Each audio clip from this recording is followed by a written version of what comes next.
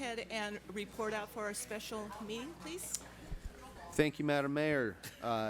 During closed session, the council was briefed on items A, B, and C on the special meeting agenda, but no reportable action was taken. Thank you very much. Thank you. Going to go ahead and adjourn our special meeting. Now I would like to go and bring our city council meeting for September 17th to order. Can I get a roll call, please? Yes, Madam Mayor. Councilmember Mann. Here. Councilmember Sternquist. Here. Councilmember Yu. Here. Mayor Chavez. Excuse me, Mayor Pro Tem Chavez. Here. Mayor Fish. Here. Okay, we have our next two items are going to be our invocation and our pledge of allegiance. If everyone will please stand. We have Mr. Jerry Jambazian, owner of Wonder Cleaners and Draperies. Draperies will be providing our invocation. Wonder Cleaners and Draperies have been doing business in the city for 61 years and is located at 9136 Los Tunas Drive. Please remain standing. Boy Scout Troop 161 will lead the Pledge of Allegiance.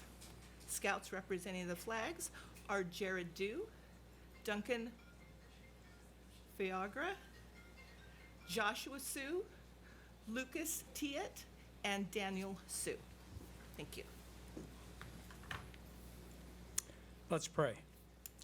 Our gracious Heavenly Father, we once again come before you humbly asking for your guidance and wisdom for the decisions being made tonight by our council. We thank you for a diverse city and the opportunities provided to us through the successful Moon Festival. Father, it is easy to be discouraged looking at the news all around us, but we are comforted knowing that local city government is alive and well here in Temple City.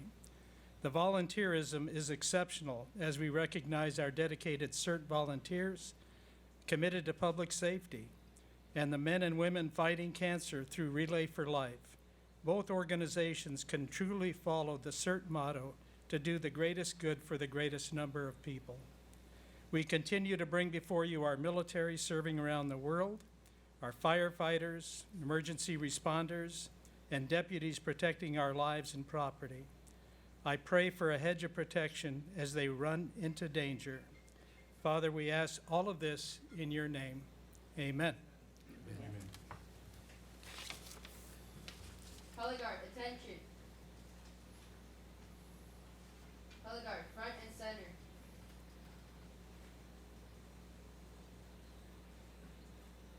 Color guard, forward march. Halt. Please post the flag of the United States of America. Please post the California state flag.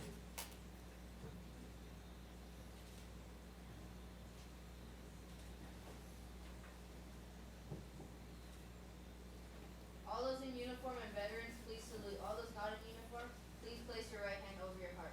Please join me in the Pledge of Allegiance. Ready? Begin. I pledge allegiance to the flag of the United States of America and to the republic for which it stands, one nation, under God, indivisible, with liberty and justice for all. 2. Color guard, reform.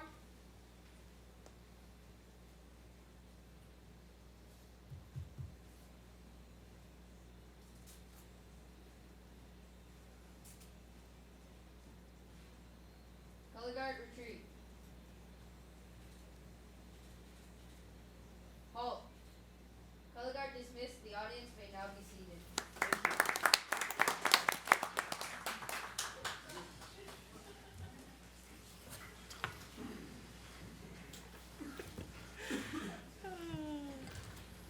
Okay, we're going to be moving on to item 5, ceremonial matters.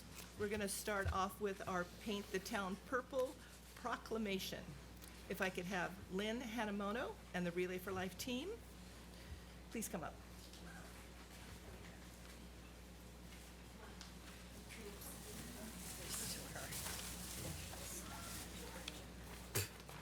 Sarge is here too. I said Sarge is here also. We have 3 sheriffs here today. She's dual hats. She does a lot for the city, is what Lucy Liu does. Okay, I would like to thank the City of Temple City for being our presenting sponsor. As of 3 o'clock today, we have raised $25,969 toward our $60,000 goal this year. To date, Relay for Life of Temple City has raised over $300,000 for the American Cancer Society. Relay for Life will take place October 12th from 9 a.m. till 9 p.m. The public is encouraged to attend. There will be entertainment throughout the day. Upcoming events include a yard sale that's this weekend, September 21, at Taco Treat on Live Oak.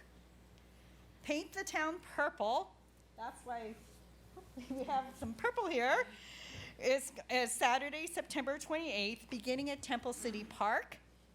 Okay? And the Survivor Caregiver Dinner is October 5th. All the information is available on our website, www.relayforlife.org, Temple City, California. Or for those of you who do Facebook, it is on Facebook also. Thank you. Thank you, Lynn. If you could all possibly come up here, we would like to present to you this proclamation. Picture? Photo op. All of us, because we need a picture. Photo op. No, well, we need you, but we need all. Hi, Scott. Glad you made it.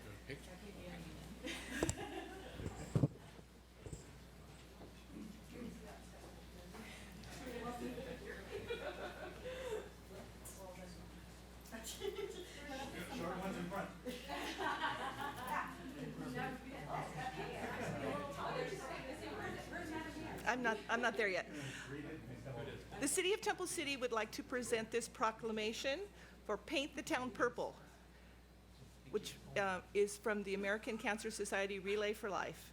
Whereas the American Cancer Society is a nationwide, community-based volunteer health organization dedicated to eliminating cancer as a major health problem by preventing cancer, saving lives, and diminishing suffering from cancer through research, education, advocacy, and service. Thank you. You spoke, so you get the floor.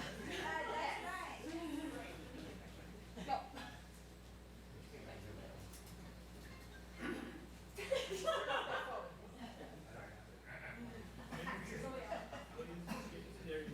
Just get in between. There you go. All right, here we go. You look.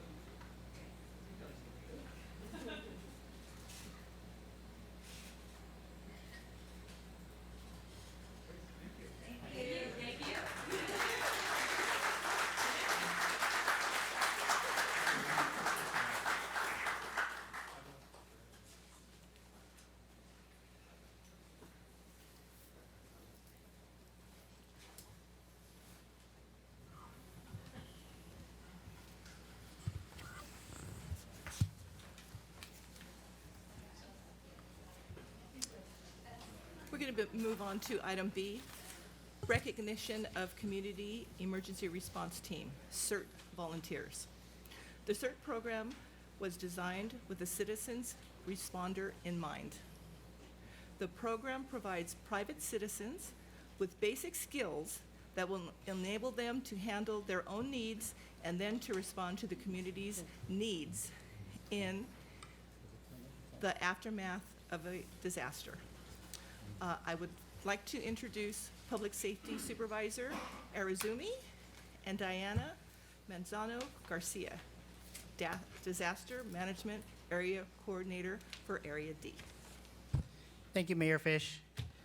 So Temple City CERT, we currently have 26 active members who regularly attend meetings and trainings so that they can be better prepared both on an individual basis and on a community response team basis when an emergency does occur or a disaster happens in Temple City or our neighboring communities. They also train to assist in filling various positions, such as working the first aid booth or traffic control or crowd control on our parade routes during special events that we hold in the city. In 2018, Temple City CERT provided over 1,300 volunteer service hours And this year, they have already provided 890 hours, January 1st to date. And so I personally would like to thank our CERT team members for the countless hours that they have dedicated to the community and to being prepared. My job would be a lot harder without everybody in green over here, definitely for a fact. Hey, good evening, Madam Mayor and City Council. Again, my name is Diana Manzano Garcia. I'm the Disaster Management Area Coordinator for Area D. And in the last 2 years that I've been in this position, I have to say that Temple City CERT has been one of the most outstanding CERT teams that I have ever worked for and with as well. Their commitment to the community and really being the resilient team that they are is really admirable. I can say that most cities in our Area D have really noticed Temple City and have tried modeling that same concept. And I can fairly say that within the 5 teams that were in Area D initially 2 years ago, we are now at 10, and that's because, again, the leadership of Brian and his team in really showcasing what CERT team is about and the dedication that it's put forward is really admirable. So I really want to be, I'm glad that I'm here to recognize them as well as you as well, and really the work that they do is admirable. It's volunteer-based. Their commitment, again, obviously to the city and themselves and being resilient is very appreciative across our areas. And on behalf of the Area Board DE members, I really want to congratulate them. Thank you. Can I ask you a quick question? Yes, absolutely. What cities are in Area D? Could you tell us? Or, you didn't think we were going to let you get away with that question, No worries, there are Or 23. what general area is it? So we cover the East San Gabriel, West San Gabriel Valley, and as now considered also Pomona and Walnut Valley. So we're 23 cities in the east part Oh, of wow. LA County. So second largest area in LA County, and again, Temple City is right on the middle of it. Great, thank you. You're welcome. Thank you. Well, I would like the council to join me. I have some certificates for our CERT members, and I'd like to congratulate you on completing the program. I'm sure you learned a lot. I was able to do the program a few years ago, and it really opened my eyes as to, unfortunately, how unprepared we are in the instance of a very large disaster. So I personally, and I'm sure the council, want to thank you for your commitment, for your willingness to give up your personal time to learn, to not only take care of yourself in a disaster, but also your neighbors. So, thank you very much. We come up?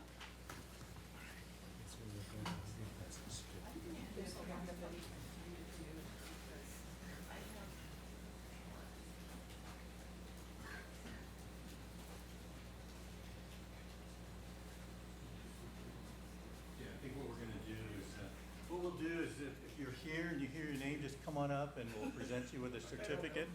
And then we'll probably get a picture. Jerry always wants to take a picture. So, gotta do that. So I'll go ahead and start. Solomon, go. He's not here. Zing Lu. Congratulations. Lucy Lu. Boy, you change fast, huh? You change shirts fast. There you go. Congratulations. Terry Lynn. I know Terry. Wait, is that his name? Jerry? That's an inside joke. All right. All right, we got Solomon. Here, let me- Rachel Stowe.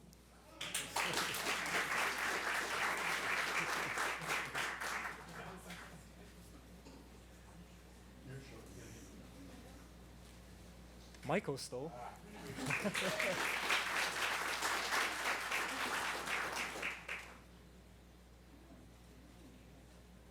Lori Sinta.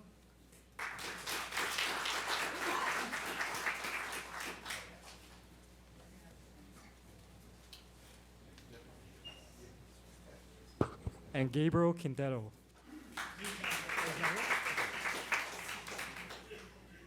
I have Jason Kokeko. Emilia. Angie Kim. Really? I gave her some good ones. Brian Kess.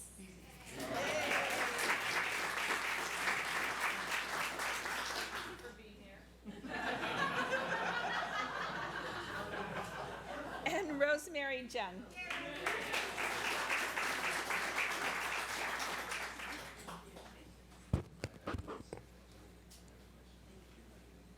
Ephraim Delgado. Joel, I know Joel is here. I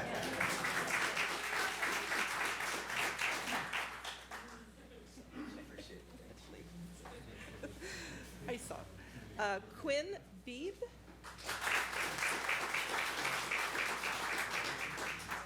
Congratulations.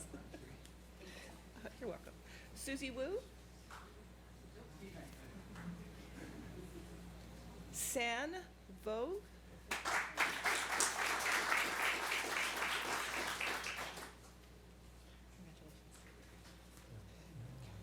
Steve Vaccaro.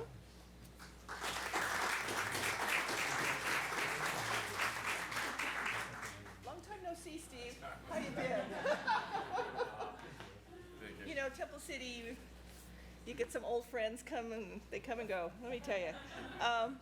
Macario Valenzuela.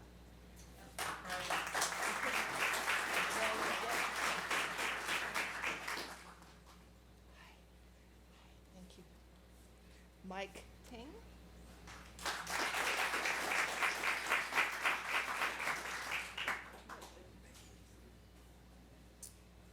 Okay, my turn. Sean Hopkins.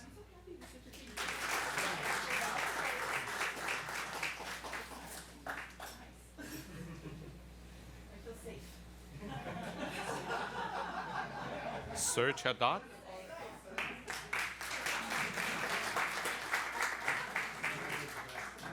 So is that from the CERT training? Wow, pretty rigorous, I can see. Yeah. Yeah. That's rigorous training. Mark Fluties? Mark? Okay. Great. Fluties?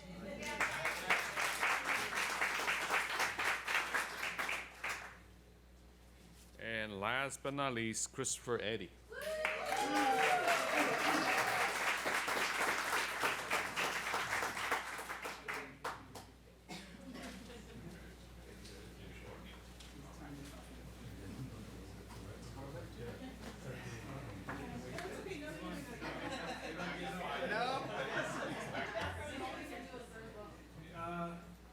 How about the young guys except Sarah, get on one of these.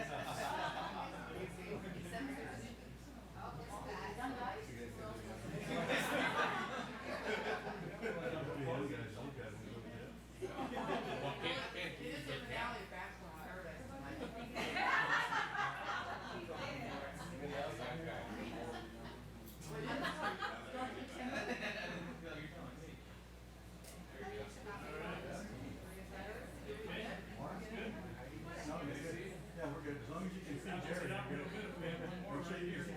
see Jerry. All right, here we go. Steve, hold your, a little higher. There you go. Good. Okay, let me look. Oh, man, that's good. Everybody's smiling except Ryan. Too serious. All right, here we go. The mustache. Yeah, that's it.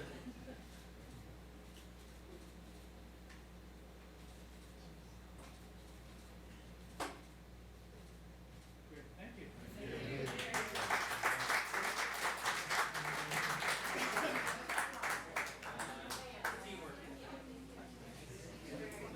Sorry, I must hear the story.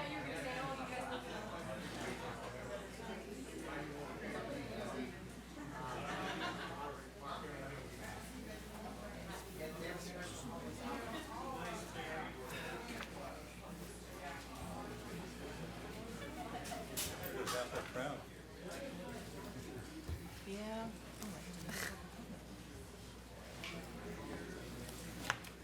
Wait, you guys don't want to stay for the zoning? Oh, okay. It's really exciting.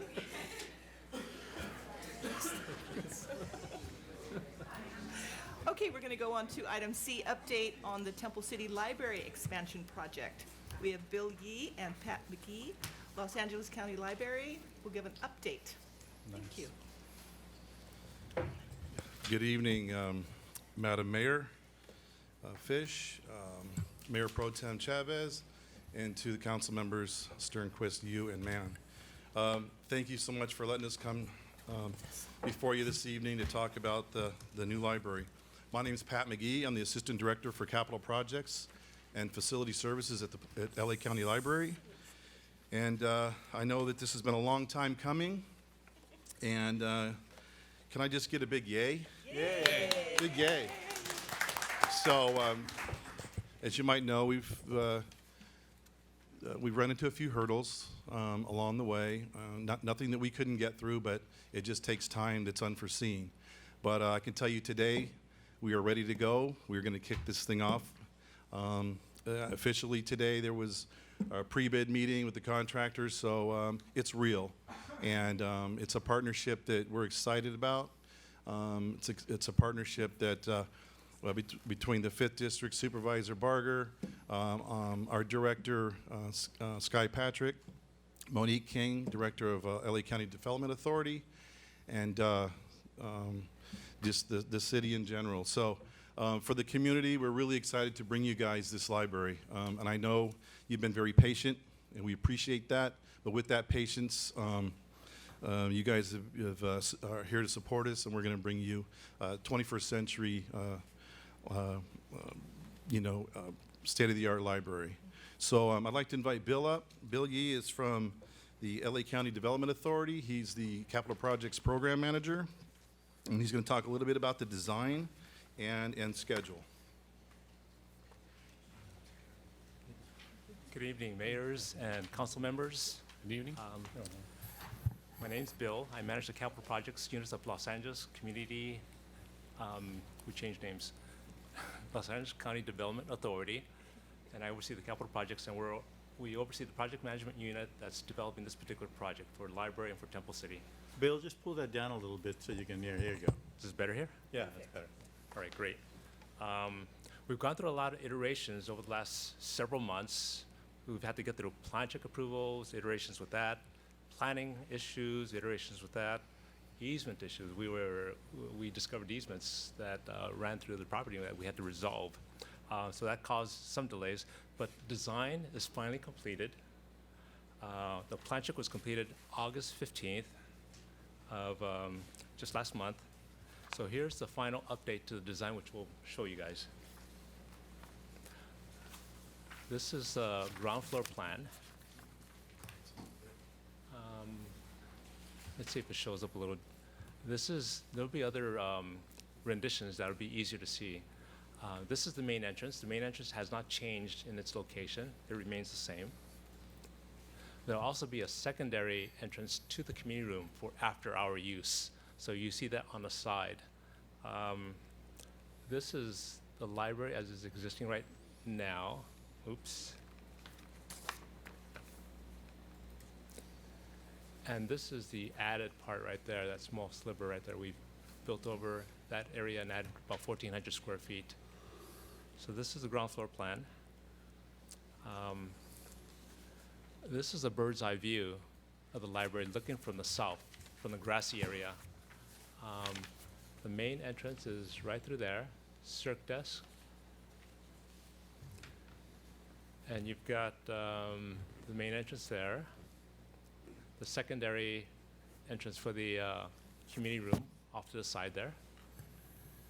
And these are the call-outs of the different functions of the area. You've got the entrance and circ desk there, teens area up there, adult area there, marketplace, children's area, and the family area there. Community room, and you have support staff in the back. This is another bird's eye view, but from the back side, looking from the north.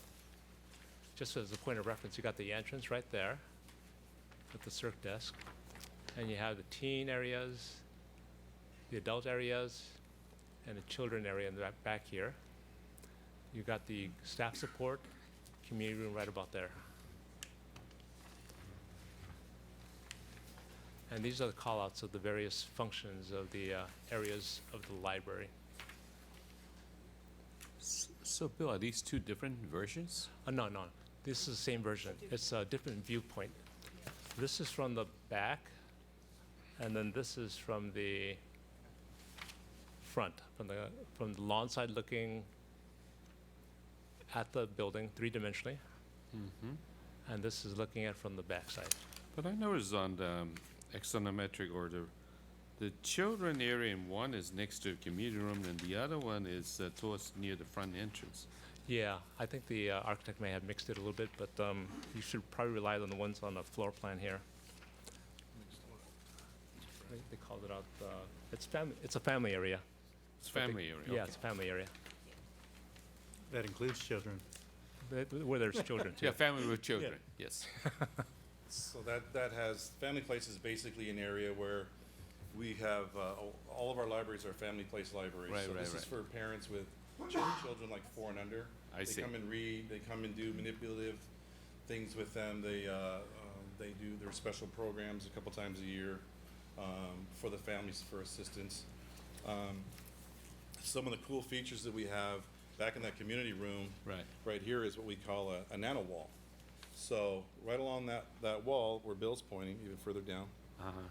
Let me see. Here's the button for that. Right there. Right here is called a nano wall. So this is your community meeting room. And as Bill mentioned, there's an entrance here so we can completely isolate this community meeting room and the 2 restrooms for after our events. Weekend events where maybe the library's not open, but the community wants to use the meeting room. We can access it right off into where the parking lot is. So, but this wall here, what Nano Wall does, it opens up, right? And it can open up, and we can create maybe a larger space for some kind of family place programming. We can open this up, and it almost adds, additional square footage to the library when the community room's not in place for trainings or meetings. So there's a couple options there. And over here, you'll see it's hard to see in this drawing, there's a clear bubble meeting room. It's a standalone meeting room. It's all clear glass. So there'll be opportunities for both teens and Jesse, I might be talking out of turn about adults, but I think this is a meeting room that you sign out for different functions. And it could be a group, teens doing a homework project together.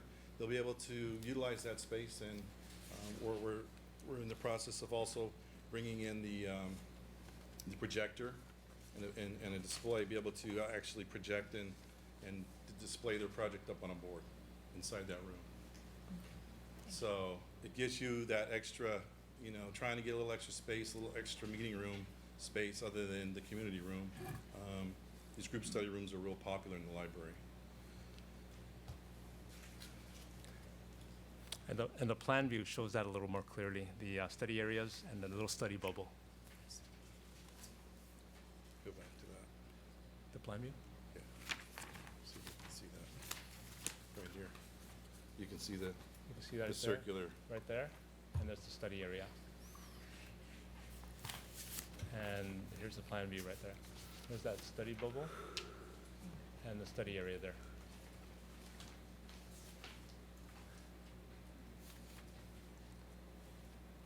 So we'll move on to the next point of discussion.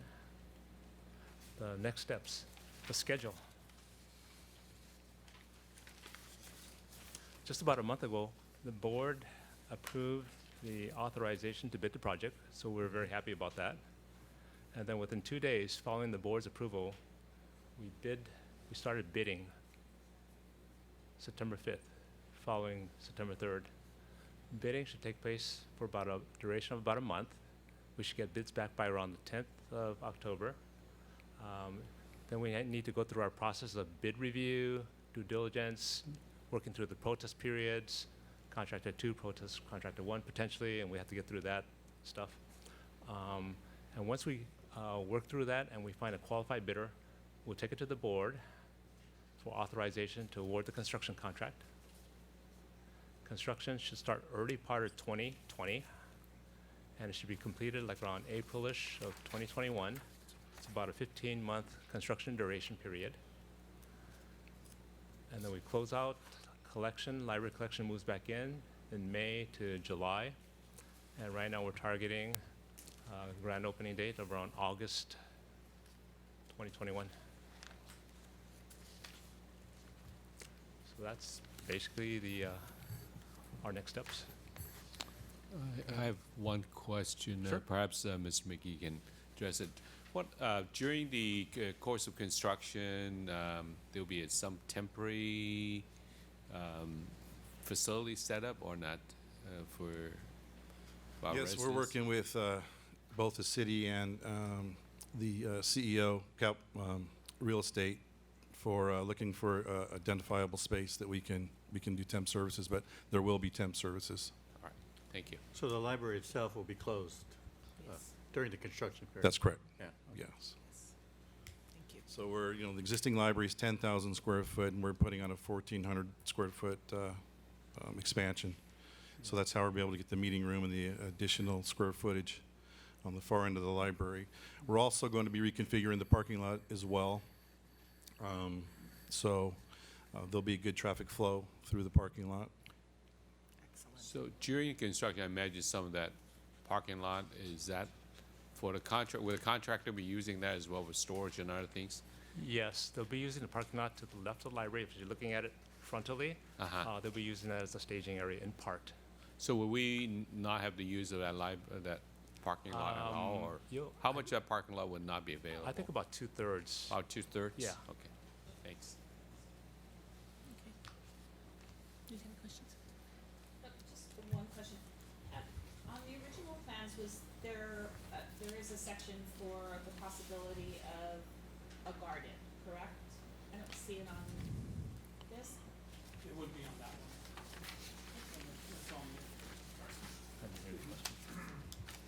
There's a landscaping plan that goes, that wraps around that one corner, the far corner of the property that we're talking with the county and seeing what creative things we can possibly do going forward with that if there's money available. In their budget right now, there isn't, but if we can get some additional funding, we can see what other creative things we can do. I have a quick question. Just if I'm looking at this drawing correctly, when you come in from the main entrance, it's essentially an open floor plan throughout the entire library. At least if you look towards the left, towards the children's section. Yeah, I can't tell if there's what a you're going wall. to see is you have your circulation desk. Yeah. My glasses on here. You have your circulation desk, and yes, just so you know too that all the pathways are ADA compatible or compliant. So we make sure that we have good traffic flow, also the good sight lines. So you'll see we're going to have to the left, we're going to have these self-check machines. So in addition to customer service being able to go check a book out with from the librarian, they can also go up to the self-check machines and check a book out on their own without any assistance at all. Okay. So, but today's library, we do try to keep it a little bit more of an open area. With the technology that we have, you're going to be getting all new computers. You already have the laptop vending machine. It's here already. We'll continue to use that. And these spaces will be kind of, the teens go where the teens are, adults are where the adults are. But as you can see in the teen space, things are a little bit more kind of loungy, where they can kind of kick back and, as teens do, and maybe pull their laptops out and their cell phones and their smart devices and be able to do their texting and do their homework the way kids do. But there's also that ability to have the study room as well. So there's like a technology right where it says study. Right beyond that's like a technology counter. They'll be able to pull up there and use the laptops and do their homework and do their whatever projects that they're working on. And William, if I may, one of the reasons and the initial thought is when we had the early discussions about how the library would be set up, is that having that open view with a circulation desk there provided the opportunity to put more of the monies into programming, and you didn't have to have as many staff members because they'd have a line of sight pretty much wherever they were. So that was one of the intentions. Okay, yeah, that's. Yeah, no, sightlines, I as you know, like are it. very That's important good. to us in our libraries, that we want to make sure that we can see all the nooks and crannies and make sure that there's nothing going on that shouldn't be. But good sightlines are really where we kind of start our design, making sure we have those, because safety and security in our libraries utmost importance. And I'm guessing we'll find out, I guess, more details about the children's area in the future. Because I know in the past we talked a lot about was it the public art component that was going to be integrated into it? I'm not sure Or if it's is- public art, but it is an art. Oh, art piece, yeah, I'm Art sorry. piece. I, Did you I wanna stand answer? corrected. Art Yeah. enhancement. Art Yeah. enhancement, yes. Right. Yes, and actually, I don't know exactly when we're gonna do that, Brian.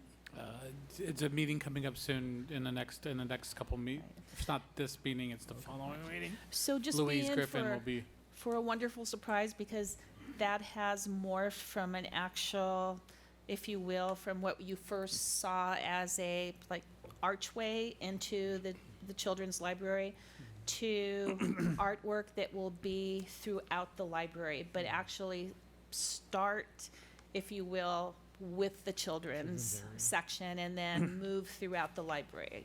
Okay. So I think you'll be very pleased. Yeah, I'm looking forward to that. Yeah. Sounds Yeah, neat. we did leave some elements of surprise. We tell you everything now, we'll blow it. But we do like it when you come in that door that first day. Yes. It's very important to us, and I guarantee the supervisor and director will walk in that same day, and the look on their face and the community's face, that's our reward, you know. But there are some things that we don't show every little detail here, but when you come in, I think you'll be very excited. Great, Thank thank you. Great. Do Looking you have forward any to it. questions, Mayor Protem? No. Thank Thank you you. very Thank you much. so much. And I can personally say I'm looking forward to your next update. Because Yes. I know you have, like you said, you have some surprises for us, and, just, it's really happening. I think No, you it said is. It's that real. earlier, and It's always that's- been real, but it's hard to have that feeling when you know that there's stuff going on in the background and the planning and some of the hurdles and obstacles that we get through. But once we get through them, trust me, we're excited to be here, and this is the real deal. And I can tell you how much work you guys have put into it. And the community doesn't know. Behind the scenes, these guys really put their heart into it. Everybody up here, and we worked hard with them to make sure that we could do the best we had with the funding that we have, with the building that we have, to give this community what they deserve. So I think you'll be excited. Well, So thank you for this partnership. I was just gonna say thank you for the partnership, because we couldn't have done it without you. All right. Thank you very much. All right. Thank Thank you, guys. Gentlemen. Good evening. Thank you. That's exciting. Isn't that exciting? Okay. I always like good news. Okay, moving on to public comments. The city council will now hear public comments regarding items not listed on the agenda. First, I have Leanne Baroldi from Temple City Sister Cities.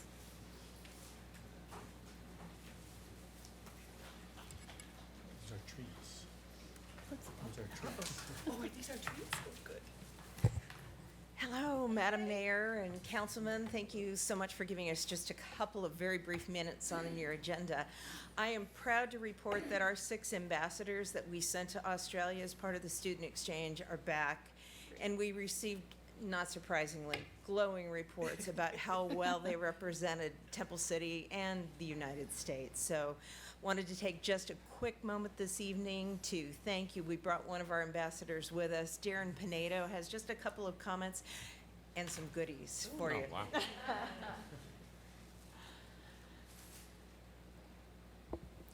Good evening. Hi, good evening. My name is Darren Pinedo, and I'm one of 6 student ambassadors that was fortunate enough to visit Australia over the summer. And I would just like to start off by saying really thank you to the City Council for all your support for the Sister City program. It's really changed my life and given me a new perspective into the world. We got to meet so many very nice people over there, and it was all laughs the entire time. And as a little token of our appreciation, I have some Tim Tams for the council members. Darren, you're not going to give us the dance routine that you did? No. Okay. Maybe next time. All right. They can go on Jerry's website and see. Yeah. You know, we send you to Australia so we can get these. I just want you to know that. We look forward to this. Thank you so much. Thank you. Thank you. So great. Just so the audience knows, these are what they call Tim Tams, which, of course, Australia is very well known for, and which everybody who goes to Australia will come back usually with Tim Tams. Give it to the city manager. City manager. They can share. Tim- He's like, I don't he- want it. He and the city attorney can share. Thank you, Dan. Thank you, very Darren. much. We appreciate it. Thank you. So the audience knows Darren's sister went a few years ago, and he still has a younger brother who's a lot of pressure on him now to go to Australia to complete the whole family. So, good job. Well, thank you. Next, we have Lucy Liu.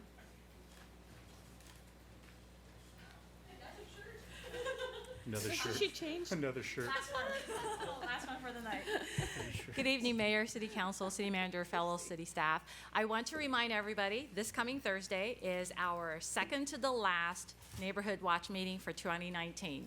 If you haven't had a chance to come, please, this is it, and then next month, and that's it for the presentations.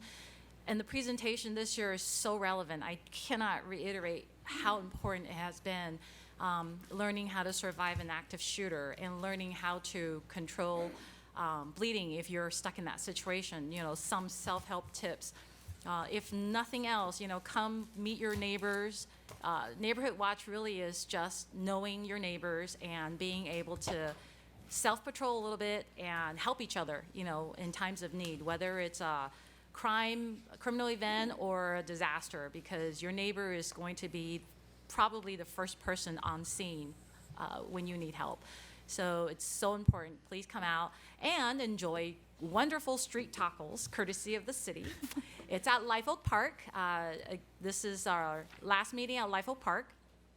It's Thursday, 5:30. We'll start serving food, and about 6 o'clock-ish, we'll start talking about the presentation. Deputy Lamb and his team will go into the active shooter presentation before Brian goes into how to hopefully stop some of the bleeding if you're unfortunately ever caught, whether it's a workshop accident or automobile accident or, you know, unfortunately a shooting event or a natural disaster, whatever it is. Learning some of these things will definitely help you survive. So, yes, ma'am. Lucy, I remember taking the active shooter training many, many years ago when it was at the high school, and we had seen a video, and they had a sheriff speaker. And, I mean, I remember then thinking, okay, I always need to remind myself what to do, look around, look at the exits when you go in place. But I know, Jerry, you have the video on the Temple City? website. Yes. So I think it's important to go. I was in a very public place with a lot of people this past weekend, and there was a very loud noise that sounded like a gun. And actually, I mean, the first thing I did was like to flee. And then I was thinking, was that what I was supposed to do? Because, you know, there was quite a few people who did that, and there were others who just stood there like, what's going on? Yeah. So, I mean, in a nutshell, what's the first thing you should do if you're in a... Well, it's not really the first thing you should do. You have 3 options because it all depends on the circumstances. It's run, hide, fight. That's what it was, run, hide, fight. But, you know, obviously if you're far away from the shooter, you have a chance to run and make it. But if you're right next to the shooter, you're going to become running target if you run. You're gonna So hide. that situation, you may need to fight for your life. Oh, okay. So it's not first, second, third. It's run, hide, fight, depending on the situation you're in. And we always say situational awareness is very key. Personal safety for whatever situation. You know, next time you go to Costco, know what all the other exits are. Fires are also a very big disaster. You know, when fires strike, do you know what the additional exits are? Because everybody, Brian uses a terminology, sheeple. People are like sheep, you know, you follow the herd. You come in one way, and that's the only way you know to get out. Well, you know what? Everybody's going to go out that way if that's the only way people know. always, when you're walking around, know where all the additional exits are. If it's an active shooter, if it's a fire, if it's an earthquake, all those exits are your ways of surviving the incident. How long are those, is that video? About, I want to say about, wait, is it? It's 5 minutes only, right? It's under 5 minutes, yeah. I'm wondering if at a future council meeting, because not everybody's going to take the time to go onto the website, but if we might be able to watch it so that people at home who possibly might be watching the city council meeting could see it also. Yeah. Is it on our city website also? No, but it's an LASD video that you can actually Google or YouTube. Okay. It's Los Angeles County Sheriff's Department active shooter drill, and also TempleCityPhotos.com. You pick up one of our meetings from this year. Jerry is very diligent in filming that. It's very clear. You can, watch that and get the rest of the meeting. If you just can't make it to one of our meetings, at least watch it so you can have some of that information. We're very, very lucky we have Jerry to film all this stuff for us. Yeah. Thank you, And Lucy. just Thank a reminder that those of you who are thinking of looking at it, it does come with an Yes. adult advisory. Yes, it's a little I wouldn't gruesome. recommend small children seen it. to see it. It's very graphic and it makes its point. There's no question that it does, but you want to make sure who's watching it and how Right. take that into account. I know this- Councilmember Fish had some concerns when she first came on council, like, what do we do? Where do we go? Where do we go Us, as a like, council? Yes. Yeah. 'Cause there's So- really nowhere to go. Well, I don't know the. Exit right there. It depends. If that person is right there, Right. you're really, you're probably taking cover first. But Right. this is a very short haul. Hopefully, we're a very Well, loving it's not gonna city. We don't have anybody who hates us enough to want to do that. But it's sad. But young children, yes, you don't want to expose them to that violence, but they are exposed to do. that violence whether we want to or not. So it may be a good conversation to have as a parent. To prep them so that at least they know they don't freak out. Obviously, if they start freaking out, they're going to increase their chances of becoming the next target. So, And I'd like to say that I just saw it again. I hadn't seen it in a while. I just saw it again at the last Neighborhood Watch meeting. And I was kind of sitting in the middle, and I saw quite a few residents that, were very squeamish about it because it is very graphic. yes. And, when I saw that, I thought, uh-oh, I'm going to hear a complaint, like, why are you showing this? Because there were kids in the. Yeah. But then I realized they were actually very thankful Yeah. because, not that it was graphic, but that it just shows the truth. Yeah. And it shows that, this is happening. Yes. And we can't just say it's not happening and say, it's fake Yeah. or it's movies. You can't bury your head. It's not. I Yeah. mean, we hear about it every day. Yep. As a matter of fact, a few weeks ago when we were just having I think we had 3 in 1 week, I was getting them all confused. I was like, well, which one was that? Was that the one there? And, they're just so frequent. Yeah. Unfortunately. I just think our residents really appreciated it. Like I said, even though it was graphic. Yeah. that's- It's an awareness. Unfortunately, it's our reality. Exactly. And we have to be prepared. But I was going to ask you, do we show that in schools? In our school district? Can we not? Probably not. Well, No, we I was have just wondering. School board members here. I don't know No. if that's a discussion Or probably. do they have, I was just wondering if they had their own, maybe they have have their their own. There kind of- are colleges who have come up with their own video, their own simulated scenarios, but I've seen the college ones. I don't know if I've seen a high school or below. Because I know they have drills. I know they have active shooter drills. The one Right? that you went to is probably the last one we've had. No, I mean at the schools, they have like lockdown drills Oh. where they lock everything. Well, You know, probably within, but I don't think one with law enforcement involved, yeah. Just maybe among the school district itself, yeah. But that's, it's something that we definitely should look into because we're going to need law enforcement when that unfortunate event happens, yeah. So, yep, but Well, that's thank a you. conversation for them. All right, thank you. very much, Lucy. Thank you. Next, we have Lynn Best from the Historical Society of Temple City.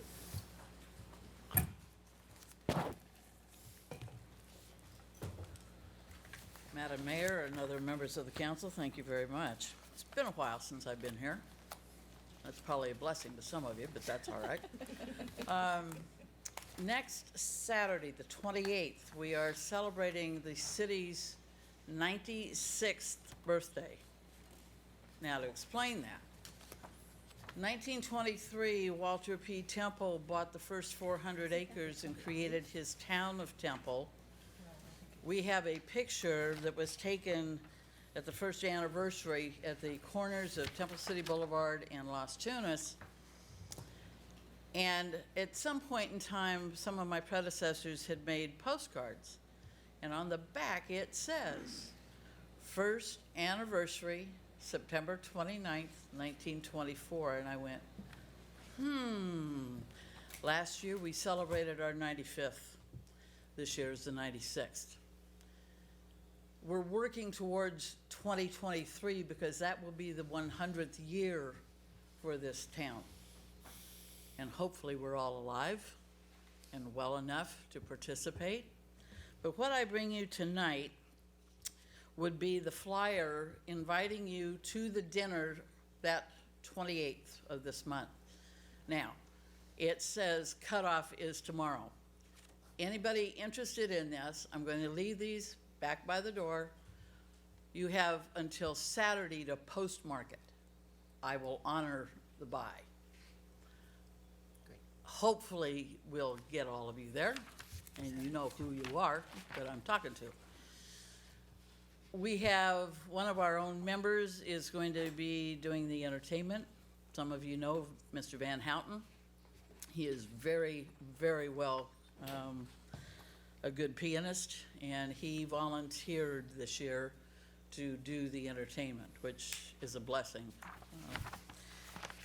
So we already have the fire department is coming over as our guests, and I received email from Captain Flores and his wife, and they are coming as our guests. Right now, we have still 50. Does that mean they don't have to pay? Huh? Does that mean they don't have to pay? They do not. Oh, okay. My bet. I still have enough room for everybody that's here and any of your family. I can still get 50 more of you into the house. So I'm going to leave these back there, and I thank you very much for your time, and you'll see me again one of these days. Thank you. Thank you, Lynn. Okay, moving on to item 7, consent calendar. All consent calendar items may be approved in a single motion as recommended. I'll move to approve the consent calendar. Second. Okay, thank you.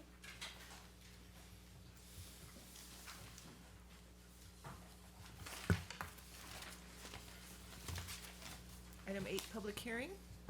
Introduction and first reading of ordinance number 191036, amending Title 9, Chapter 1 of the Temple City Municipal Code, adopting the Temple City zoning map, repealing the downtown specific plan, and adopting an amendment to the Temple City Mid-Century General Plan Update and Crossroads Specific Plan Environmental Impact Report.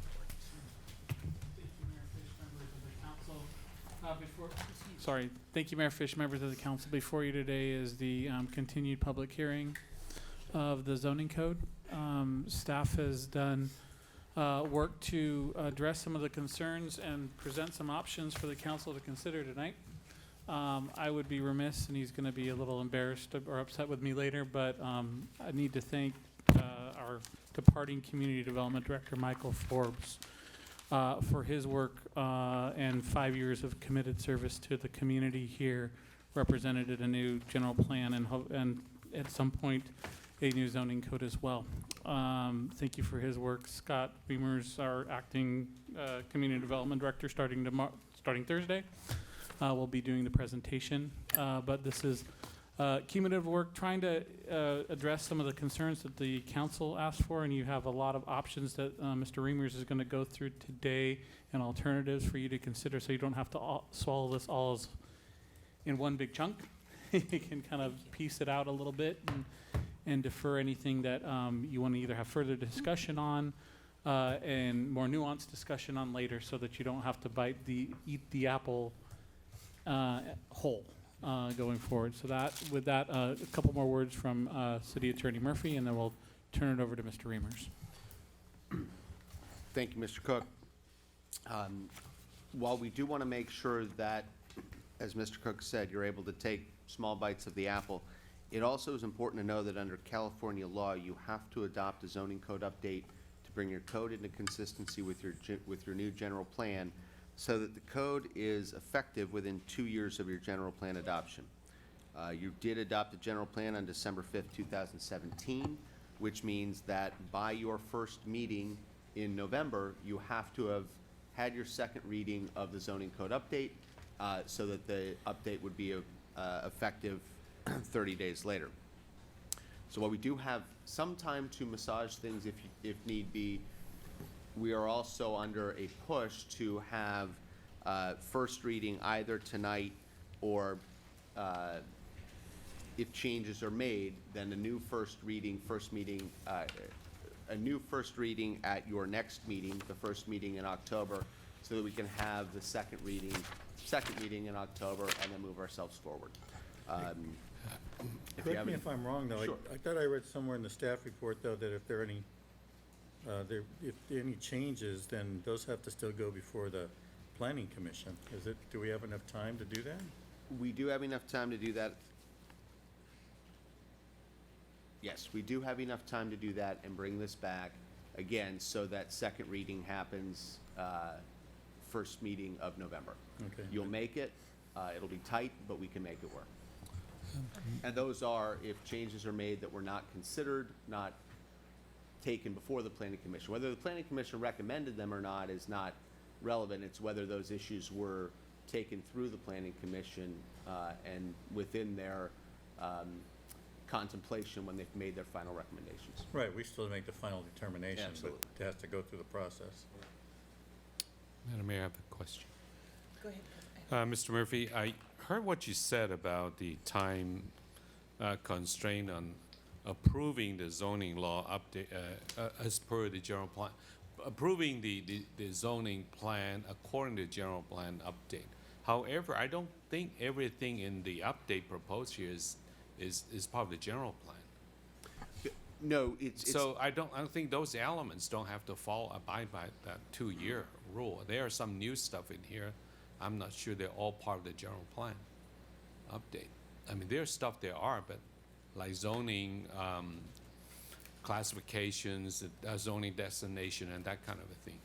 But I'm not. But some of the features that we're talking here is extremely technical and precise. I don't think they're the part of the general plan. they're not part of the general plan. The zoning code has to be brought up into conformance with the Right. general plan. So, but the zoning code that we have here include many different things. Certainly. Some of them is part of the general plan update, but some of them are not. That's really what I'm saying. Okay. Okay. Because the attorney's logic is that we have to approve this within a certain date, but what I'm saying, they're part of in here. They are not necessarily part of the general plan update. I guess what I'm saying is, whatever it is that we approve, something has to be approved so that the portions that are relevant to the general plan, and this is That I get. a large document that's been rewritten. So we need to work with this, and we need to work with this reasonably quickly so that the whole can be moved forward. Any specifics, the small specifics, as you said, some of the details, whatever decisions the council makes on those, the council is free to make. But the decisions do have to be made with some level of expedience because of the way that the entirety has been rewritten. It's not as though, and Mr. Forbes, I made some errors last time, Mr. Forbes corrected those, that we can't simply look at one provision and pull it out and say we'll deal with this provision later because of the way that the whole has been rewritten. So if you as a council want to discuss, make changes to some of the specifics, fully within your power, but we need to do it with some level of speed. Because otherwise, the entirety won't be adopted in the time that we need it to be adopted.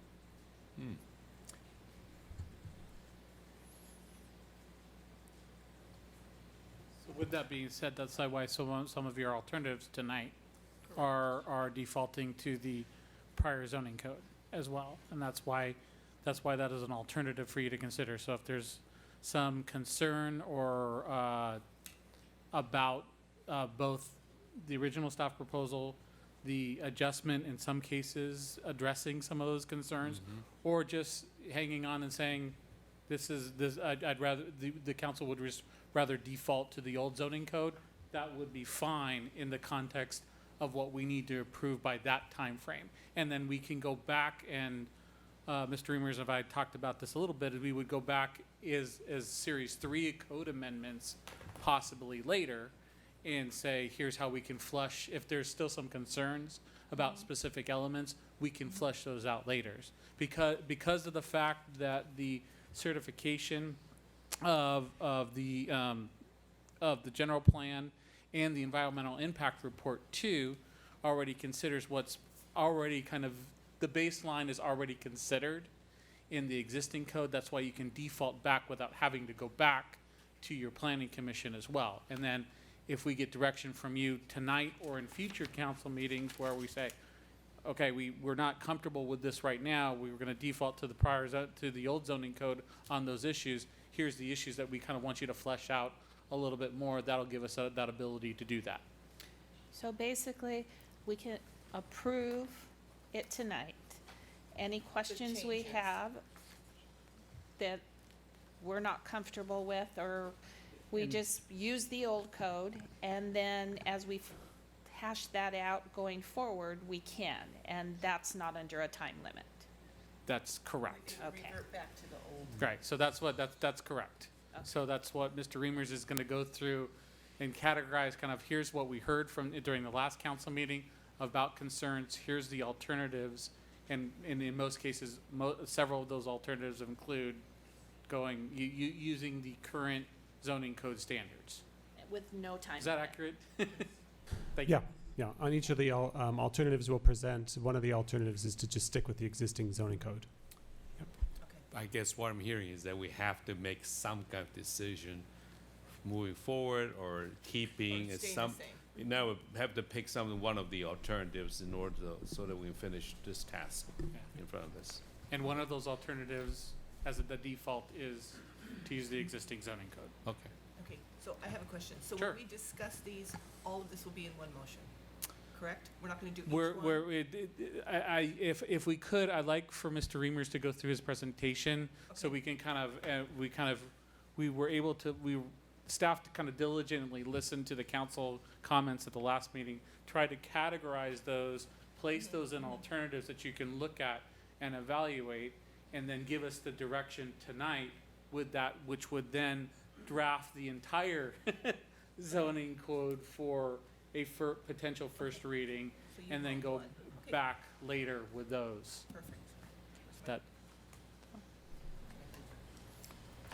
Sorry.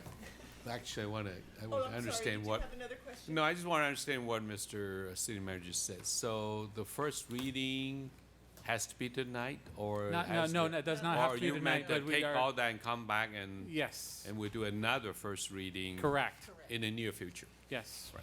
We could do, yeah, we have that ability, but again, our time frame is our kind of final time frame for the second reading for a zoning code to be adopted is that December time frame. Okay. Got it. So if there are no other questions then I will let Mr. Reimers start his presentation. Thank you. Very good. Good evening, Mayor and members of the City Council. Before we get too deep into the actual content of this, I just wanted to remind those who are just joining this conversation about the zoning code, about the process that we've been through. This has been a 3-phase outreach process. We had 7 different meetings on different zoning topics. We had an interactive zoning code website with more than 1,000 hits.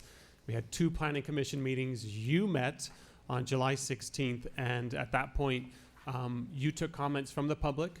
You provided comments yourselves to us as staff members. You asked us to come back with some additional information, and tonight brings us back here to this continued public hearing.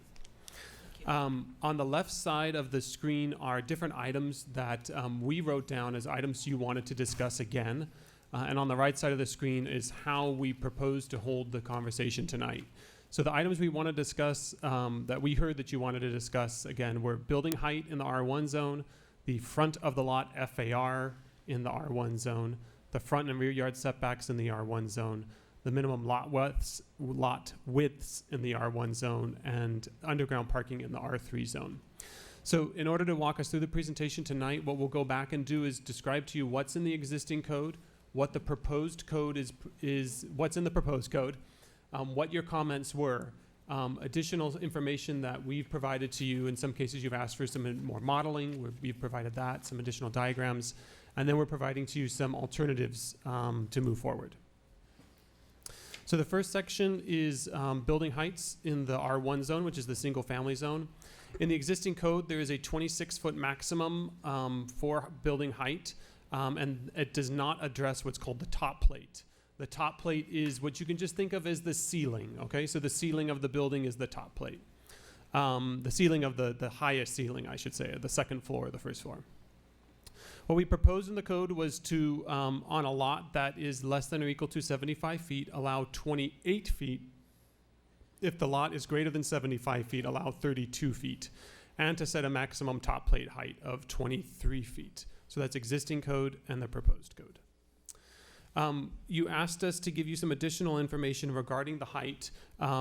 This was directly in response to a roundtable discussion we had with designers in the city. Their concern was that if they wanted to have some additional height so that they could propose styles that had a higher pitched roof or a steeper roof. So one thing we looked at was what heights were in Temple City in comparison to some of the surrounding cities. Arcadia does have a lower maximum at 25 feet. Based on building lot widths, they do allow some houses to go up to 30 feet. So you can see we're pretty low. We only allow 26. We're proposing 28 to 32, which is similar to Pasadena. There are about a half a dozen cities that allow 30 feet or more. So it's just to give you a sense of feeling. Yeah. Just real quick question. Mhm. So you gave us a comparison of other cities. Of those other cities, do they make a distinction between the width of the lot? Yeah, the ones that have a range, those are arranged because they have their height is dependent on lot width. Okay, so only those with the range, like San Marino, 30 to 35, that they would have a width? Yeah. Like your proposal is? That's correct. But the other ones don't? They just have an overall standard. That's a standard. They're like we do now. Thank you. Yep.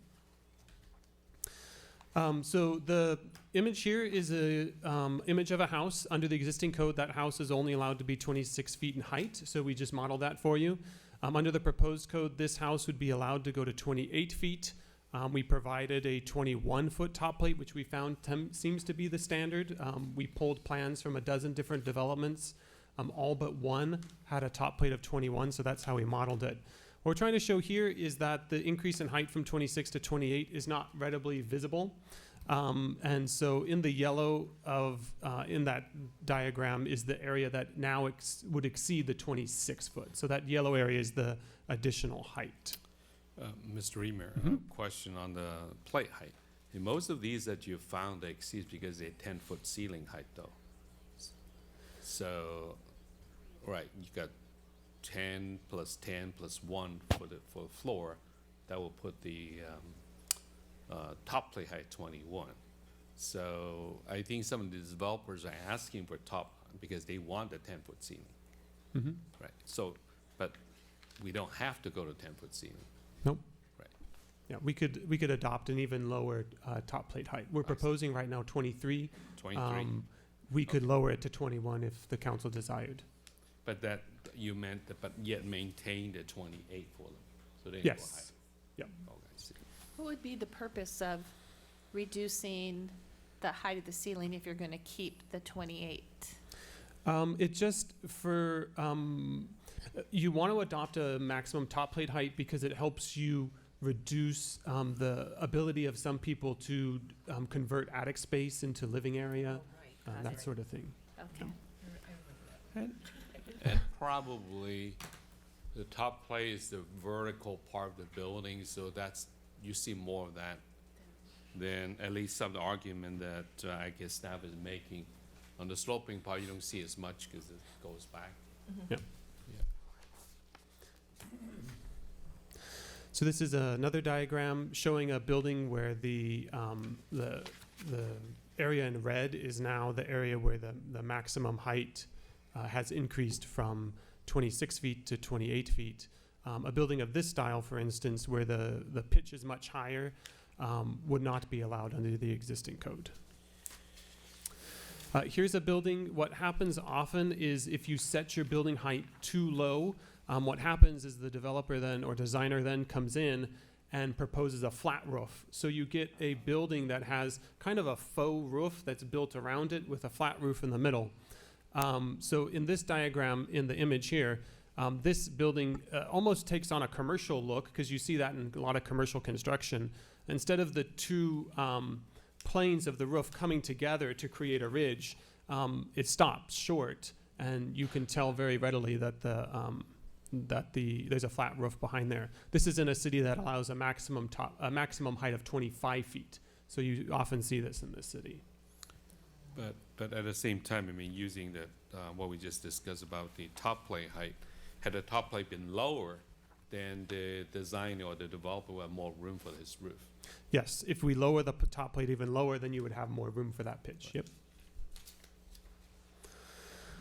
Another diagram here is looking down as a bird's eye view of a house.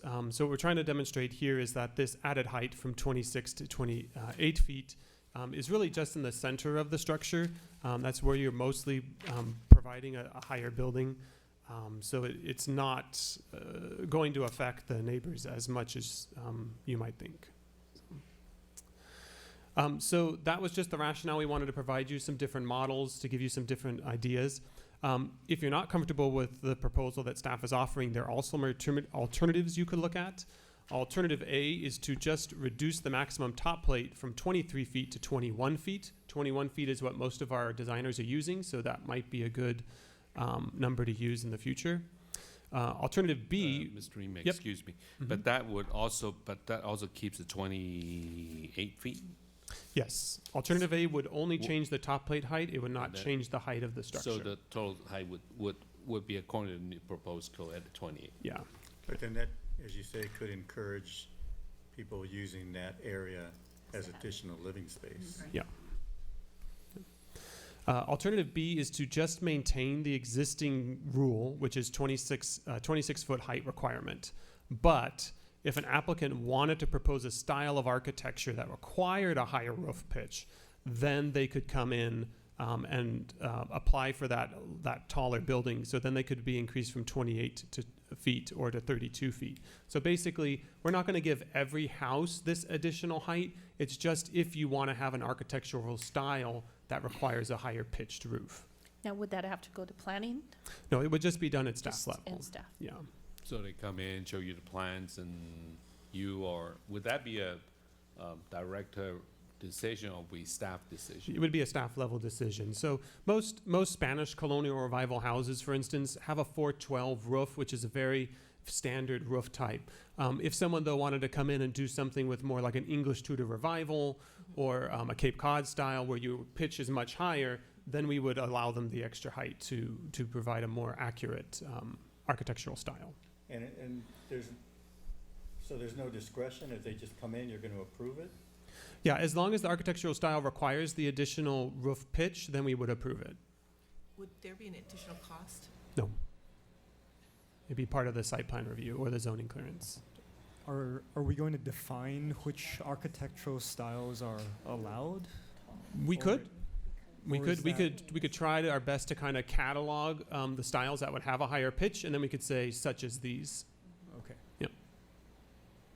Okay. So staff would have to develop a list of architectural styles that will qualify for this discretionary decision? We could. Well, I know you could, but you'll have to, basically. Yeah. Well, if that's your Somebody's gonna have to direction, come we in and would. say, you're not just gonna say, well, 1 week, okay, this architectural style worked, and the next week it doesn't. I mean, Yes. somebody's gonna have to know what the architectural style is gonna meet these things. All right, that seems like a lot more work.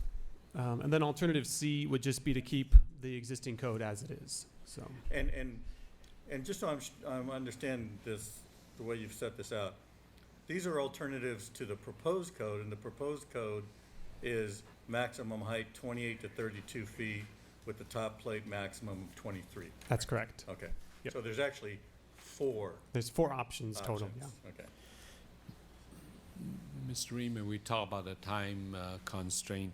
Wouldn't it be easier if we were to, I mean, alternate B is gonna, like some of the questions is going, requires definition and all that. Wouldn't it be better off that we do, if we were gonna do B, that would we be better off just staying with C and give us time to develop the requirements for the styles? If that's the wish of the council, we can do that. Okay. To So- me, that seems to, oh, wait, well, I guess we're not doing, we're not doing comments right now, so I'll say that. Yeah, okay, that's All right, just yeah, a yeah. question, yeah. So sounds like we're ready to go to the next section. Okay. So the next section is front of the lot FAR limit. Just want to go back and remind you, FAR is floor area ratio, and floor area ratio basically, but we're going to talk about tonight is living area, the living area on the lot. So that's kind of what we're talking about. Usually you would take the living area, the square footage, and then divide it by the lot size, and that gives you what the FAR is. Under the existing code, we have 2 ways of dealing with mass. And if you just think about mass as a big block being dropped on a property, that it would be a very large mass. We don't like big blocky houses, so we require articulation of that house. We want that wall plane to move. We want the second floor setback. We want what's called articulation, so you don't have one large block. Right now in the existing code, we have 2 ways of dealing with that. We have a 40-degree encroachment plane. Basically, from the front property line, you draw an arc or a line that's 40 degrees, and the building has to be within that plane. And then we have a requirement that at least 50% of the second floor front elevation of any dwelling has to be recessed or set back no less than 10 feet from the front wall of the first story. Very clear. What we're proposing is to replace both of those with a new thing, which would be to require a floor area ratio of 0.25 within the front 40 feet. And we'll show you some examples of what that looked like. Now, when we presented this to you last time, Within the front 40 feet of the lot. of the lot, yes. The concern that some council members had last time was that this would have an undue impact on lots that were very shallow. So we'll show you some examples, and we'll show you how that would apply to So in other those words, lots. The owner of a shallow lot would not be able to build as large a living area on that particular lot. Right, that was the concern. But wouldn't they know that once they bought the lot and the law is what it is? Well, this is a change of the zoning code, so they wouldn't know that this change was coming when they bought the lot originally. Assuming they've owned the lot for a long time This is true. and left it empty. This is true. So what we did is we looked at a lot that was 90 feet wide and 70 feet deep, so it's shallow. And what we found was this project here meets the required rear yard setback, the required front yard setback. The area in orange is the front 40 feet, and the building meets the 0.25 floor area ratio requirement. The lot size is 6,300 square feet. The proposed living area of this house is 2,192 square feet. So if you take the living area, you divide it by the lot size, the proposed FAR of the entire house is 0.35. Just to give you an understanding, 0.35 floor area ratio is what our maximum is today without the incentive system. So it's our standard maximum.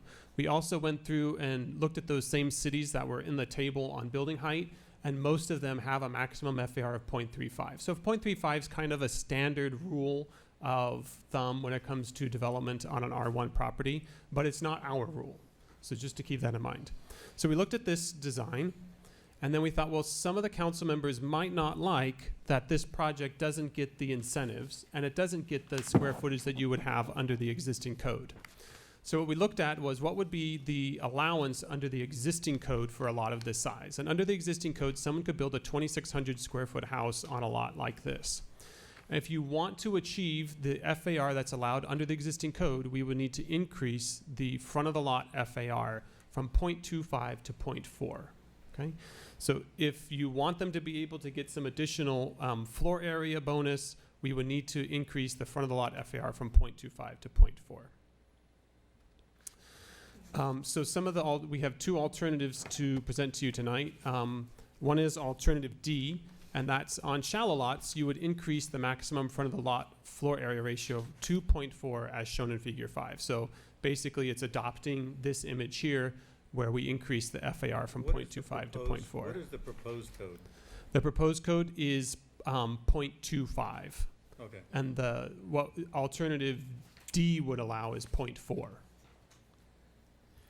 As indicated in this figure that you showed us. That's correct. All right. Yeah.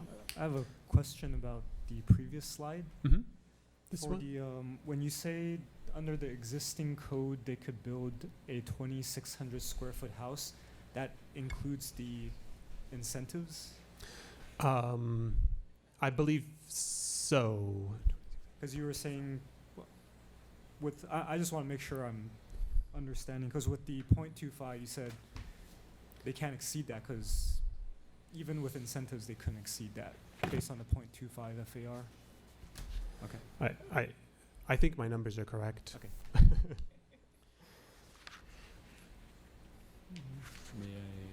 Yeah, I think it's right. The other alternative that we're offering tonight is just to continue with what we have, using the encroachment plane, the 40-degree encroachment plane, or and adopting the second floor setback requirement that we already have presently. So. And what is the basic reason for the change or for the proposal? What's not working, and why is what staff is proposing a better thing? I mean, so right now we're what point? We use this 40-degree encroachment plane. Yeah. We're going to do away with that entirely, and we're going to go to basically a floor ratio of 0.25. Yeah. And why is that better or worse, or what's the advantage of that change? I'll try to answer that quickly. One is that second rule that I went over, that I read to you. It's been difficult for the public to interpret, our designers, and it's required us to write a zoning code interpretation. And as an image of that is on the screen right now, we've had to develop 7 different scenarios in order to help understand what that means. So we think this rule, 0.25 in the front 40 feet, it's very clear. It's very easy for them to understand it. Another issue is that what you get are cascading cascading planes. So in this image on the left, instead of a very simple elevation, which you might have on a Spanish colonial revival house, it requires this designer to have 5 different roof wall planes on the second floor, which is it's unnecessary in order to deal with the building mass. On the right-hand side, it's just a very simple Spanish colonial revival house. You can see how simple it is, but that simple design would not be allowed under the present code. Some other issues is that with the new height requirements, we're not sure that the 40-degree encroachment plane is going to be have a very strong effect. There's also issues about when you do require the second floor to be set back, there's always the question of what do you do with the space that's above the first floor. Often it ends up turning into a balcony that's unused. And then what we like about it as staff is that we went through some traditional neighborhoods where you do have 2-story development. And what we found is that a lot of the houses there are L-shaped in nature, and that's how they dealt with the massing. And so that's basically how we came up with the FAR rule, is we looked at some of the different designs, both in our city and adjacent cities, and found that this FAR rule seemed to apply to most of the houses that were more traditional design. So we like the flexibility. We like that it gives the designers creativity. It makes historical styles achievable. It places the mass further to the rear to help us create compatibility. So those are the reasons we were proposing it. And so the main difference between alternative D and the proposed change is that we would still, even under alternative D, we would go to the 0.25 FAR, but if it was a shallow lot, then that would be increased to 0.4. That's correct. Is that correct? Yes. And how do we define a shallow lot? I think in other places we determined it's anything with a 70 lot that's feet? less than 80 feet, I Oh, think. less than 80 feet. Yeah, Okay. in depth. All right, okay. Just a question related to what Mayor Pro Tem asked. So from staff's perspective, even if we took, say, alternative D, where we increase the FAR in the front to 0.4, from staff's perspective, that still has the net benefit of what we're trying to achieve by reducing mass of the house, right? Yeah, it would reduce the mass. That was our major concern, is that it wouldn't. And as these diagrams show, it does require the development to push the second floor back. Yeah. Okay, thank you. Mr. Reamer, have you considered having both alternative D and E? I mean, give the designer choices if they want, because what I'm hearing from you is that, well, first of all, the previous discussion about height is that the height definitely increased the mass. And here we are trying to achieve less height, less mass. So I think there's a tension there. And secondly is that I do agree with you, there's certain architectural style could not be done under our current rules.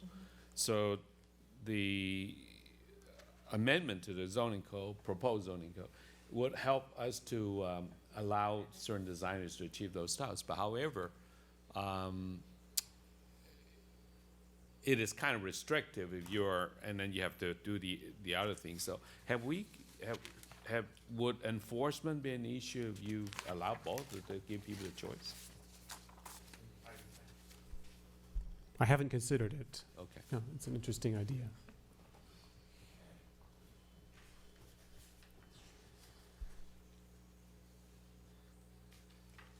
Any other questions?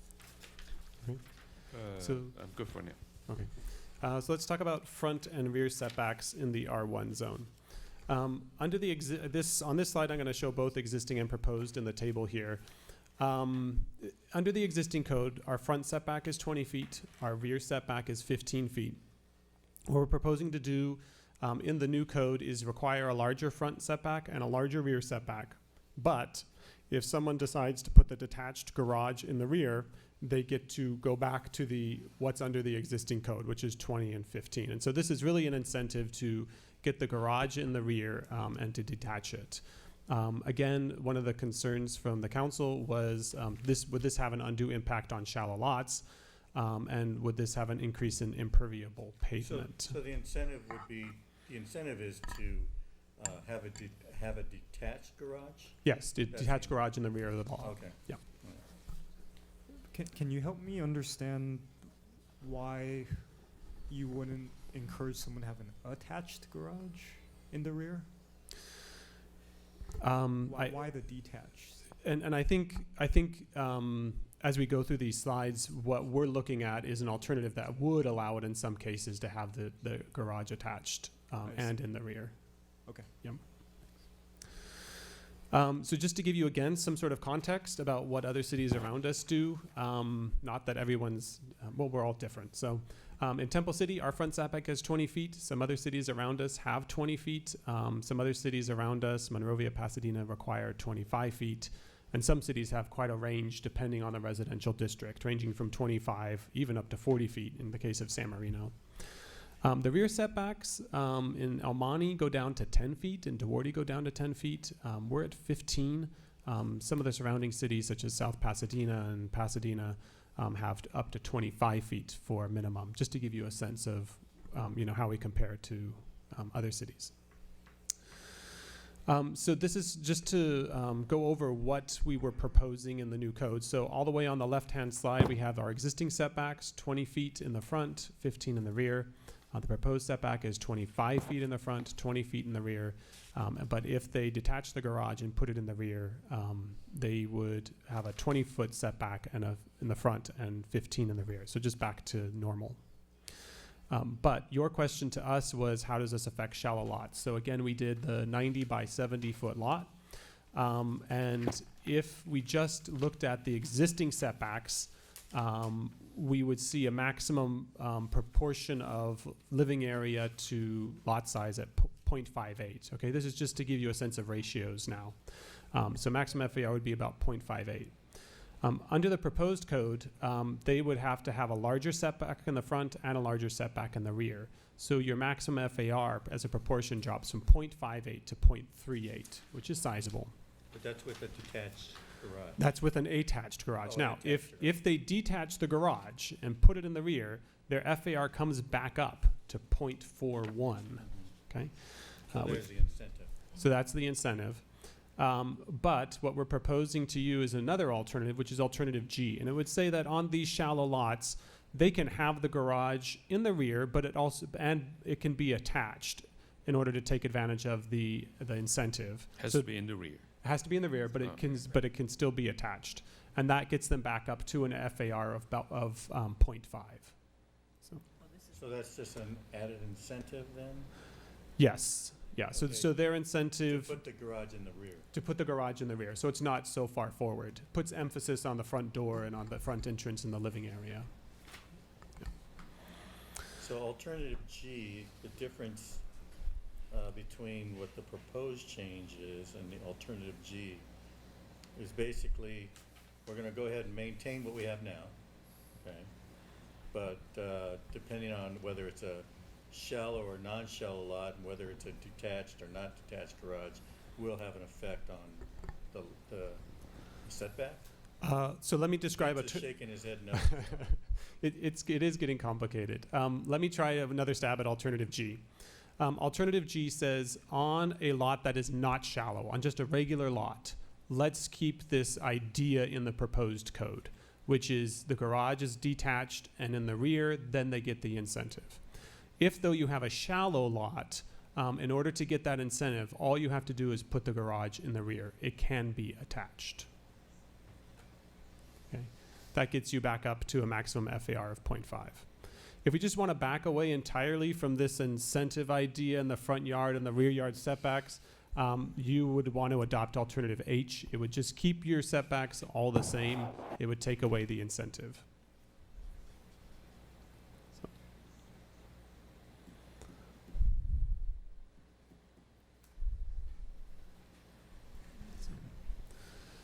I think I've thoroughly confused the council now. Should we move on? I don't know that I'm confused. I Okay. just need to kind of let it sink in for a little bit. Oh, good. It's a lot of information, even though I've read it already.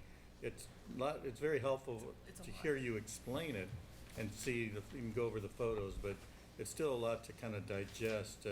You know, because when you started talking, you know, as we've been going, I've been kind of saying, okay, I'm okay with that. But then when you start going over the alternatives, I'm thinking, maybe that's better. Yeah. So I think that's the issue I think that I'm having and maybe other council members are having as well. That's helpful. Which could make it, I guess, more difficult for us to make a final decision. I have a question. Do most cities, do they allow for an incentive? I mean, is that common for, yes? Vince is shaking his head. Well, I'll let him answer. I'm not answering. I don't know of any cities that have it in reference to front yard and rear yard setbacks. Some cities do have incentive systems, but I'm not aware of any that have it for front yard and rear yards. Maybe the council Oh, you member mean is. for this? Yeah. No, I'm not aware of any. So. Okay, so what was the answer? Both of us are not aware of any that have it in regards to front and rear yard setbacks. Yeah. Yeah. Our goal in this was one of our least used incentives. Incentives in the incentive system is having a garage in the rear. So we were trying to find other ways of sweetening the pot, and this was one of the ideas that came up. Scott, having the garages in the rear would give more opportunities for people to convert those to ADUs, correct?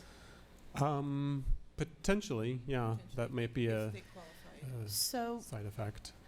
Either why legal or is illegal. why is the garage in the back more preferable than the garage in the front that you would give an incentive, just from a planning or aesthetic standpoint? Yeah, that's a great question, because I don't think I went over that.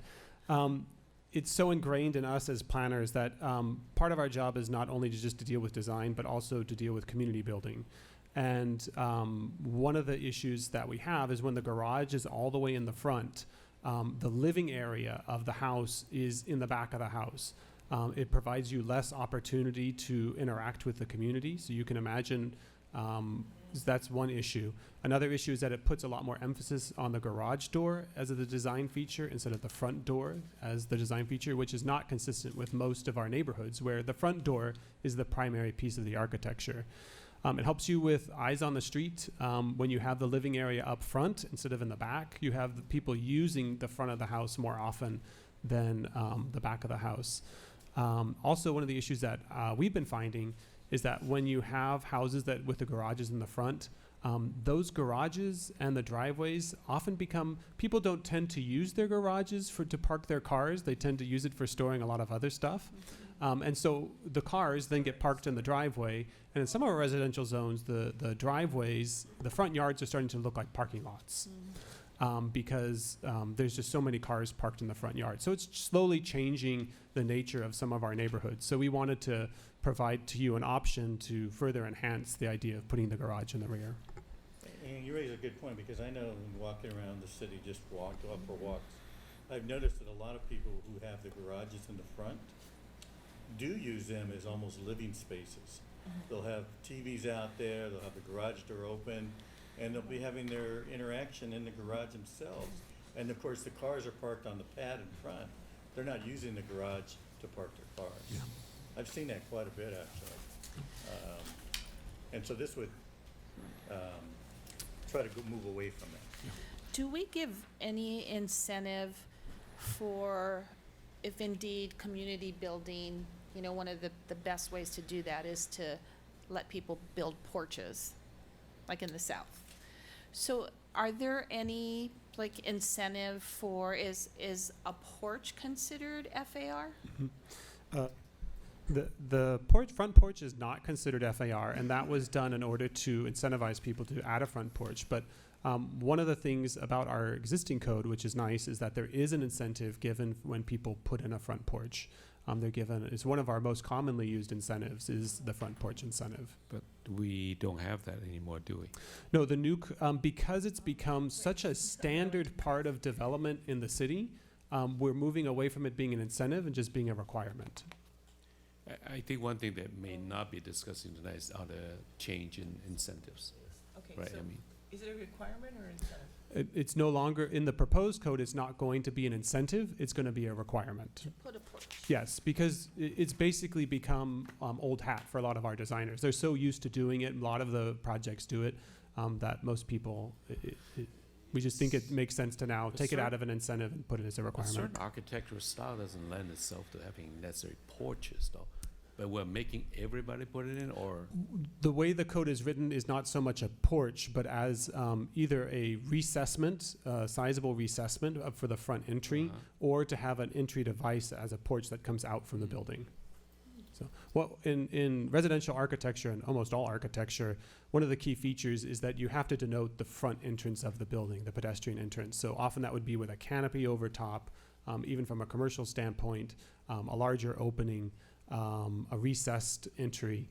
And it makes sense practically speaking, because as you step out of the building, you want a place to open an umbrella, to put on a coat, to greet someone outside of the weather. And so that's why we've kind of modified the requirement, so it's not exactly a porch, but that it's an area of recessment or a porch that comes out of the building.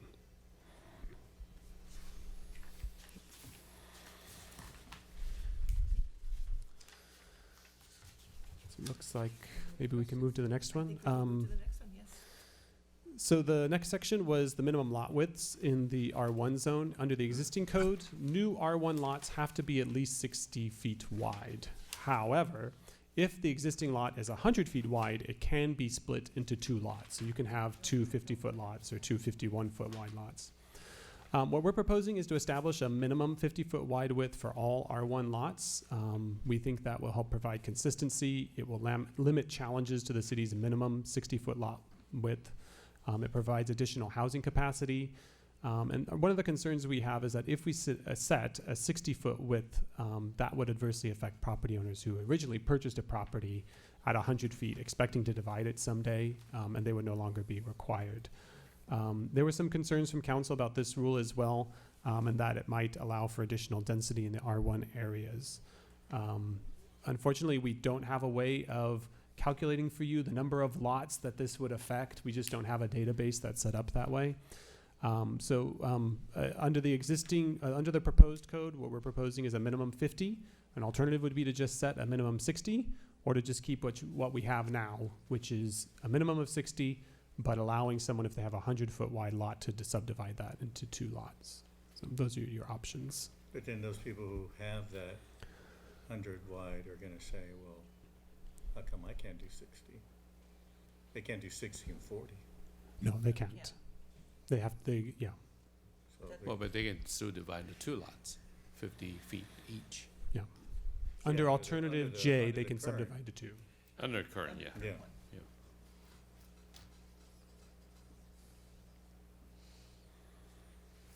Are there any other questions on this one?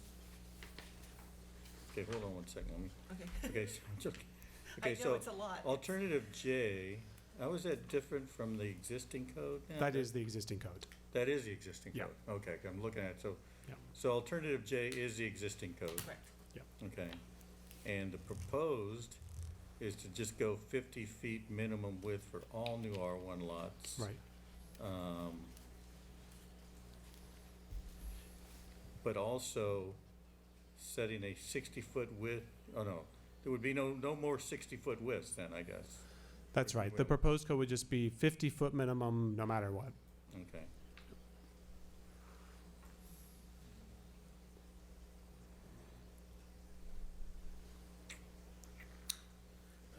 Mr. Ream, how often do we see people create new lots other than subdividing?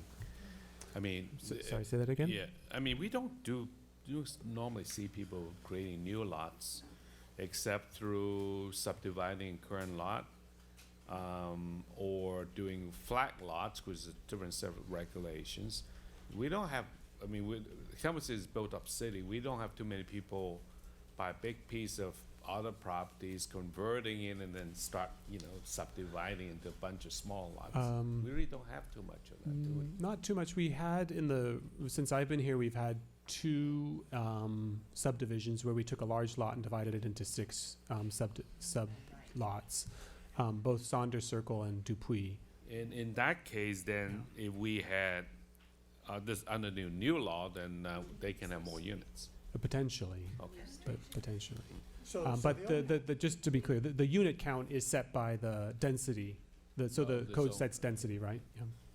So the only concern, or at least that's been voiced so far to the proposed, is that it would create additional density in those R1, because rather than having the minimum 60, it's now gonna be minimum 50. But if they had a 100-foot lot, we would still allow them to do minimum 50. So I don't know how many of that's gonna, I don't think it's gonna affect that many people. to be honest with you. I think in part the tension here is that we have plenty of lots in the city that are 50 feet wide. And there are about 60 as well, so. Right. Where you might see some additional flag lot subdivisions. Under the present code, you'd have to have a lot that, in order to do a flag lot, you have to have a 60-foot lot with a 20-foot pole. Yeah. So you need a minimum of 80. So you might see a few more flag lot subdivisions based on lots that are 70 feet wide. Yeah, it used to be 200 by 80 is what people look for flat lot development. And if we have this rule, then they'll be looking for 200 by 70 foot lot. So you'll have more density, chances are. So can I, Unless you kept the requirement for flat lots, I guess. Yeah. can I ask, so what is staff think is the advantage of changing it and not leaving it the same? Yeah. Because it seems like it's very close. So from our standpoint, we think it helps for us from implementing the code. It's easier just to have one rule that no matter what, it's 50 feet. It also is easy to talk to people about that. It's harder for us to explain rules when in some cases it's 50, in some cases it's 60. It's not clear why.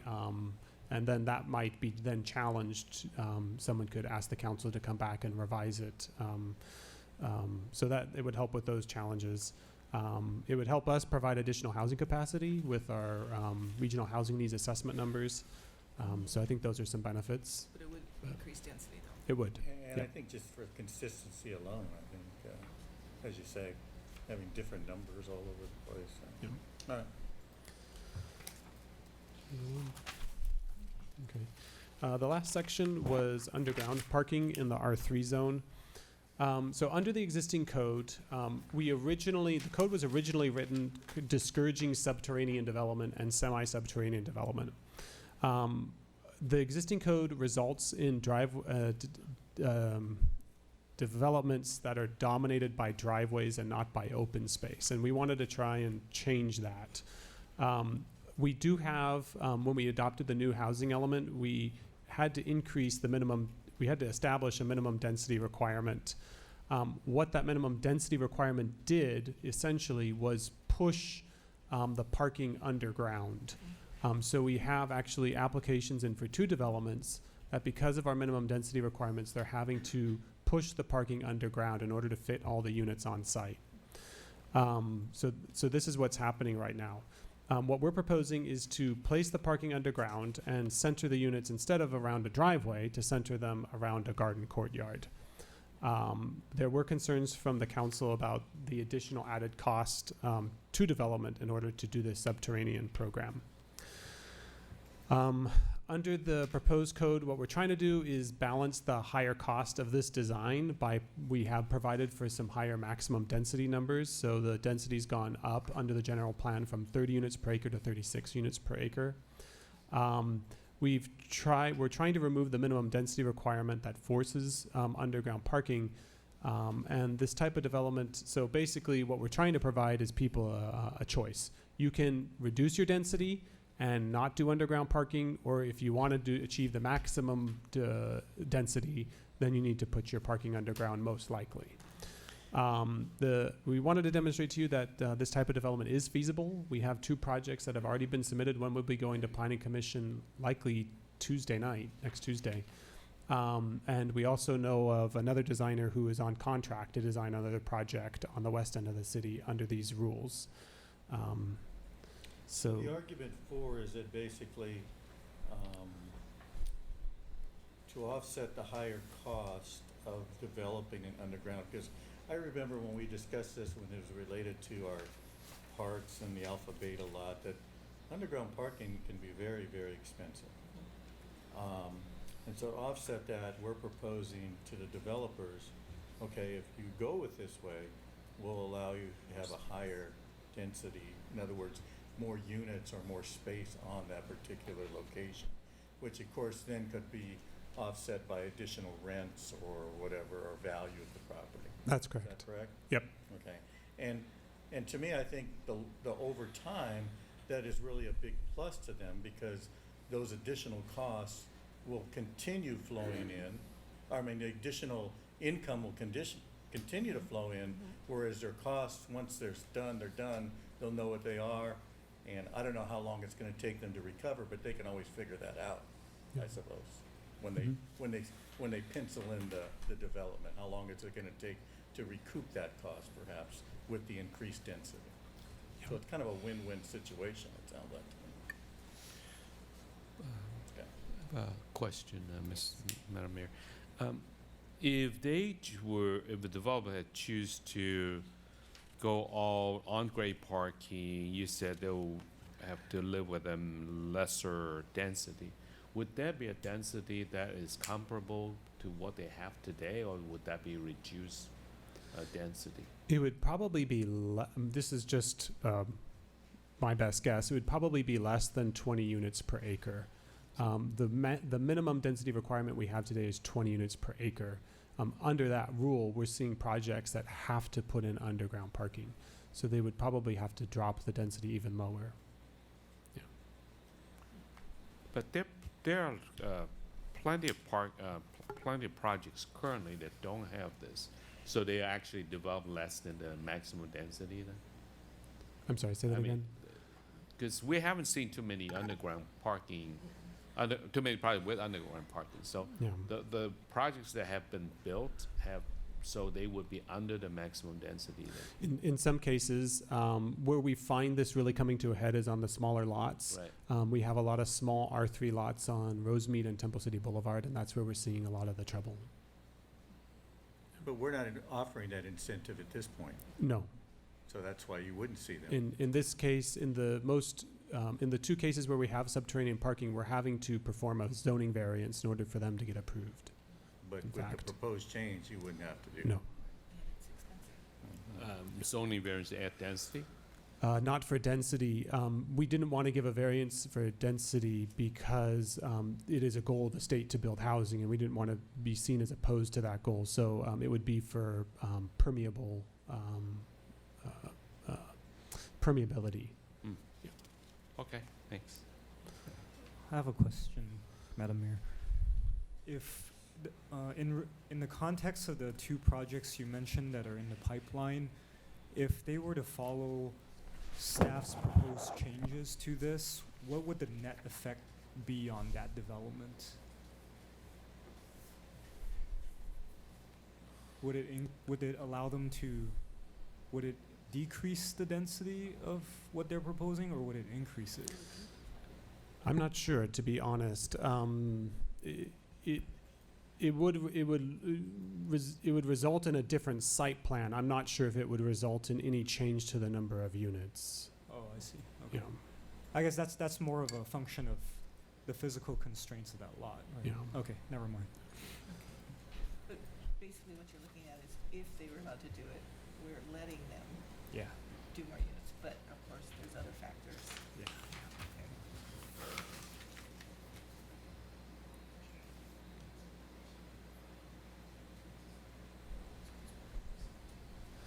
Yeah, the director just wanted me to remind you is that with the general plan, we adopted a maximum density of 36 units per acre.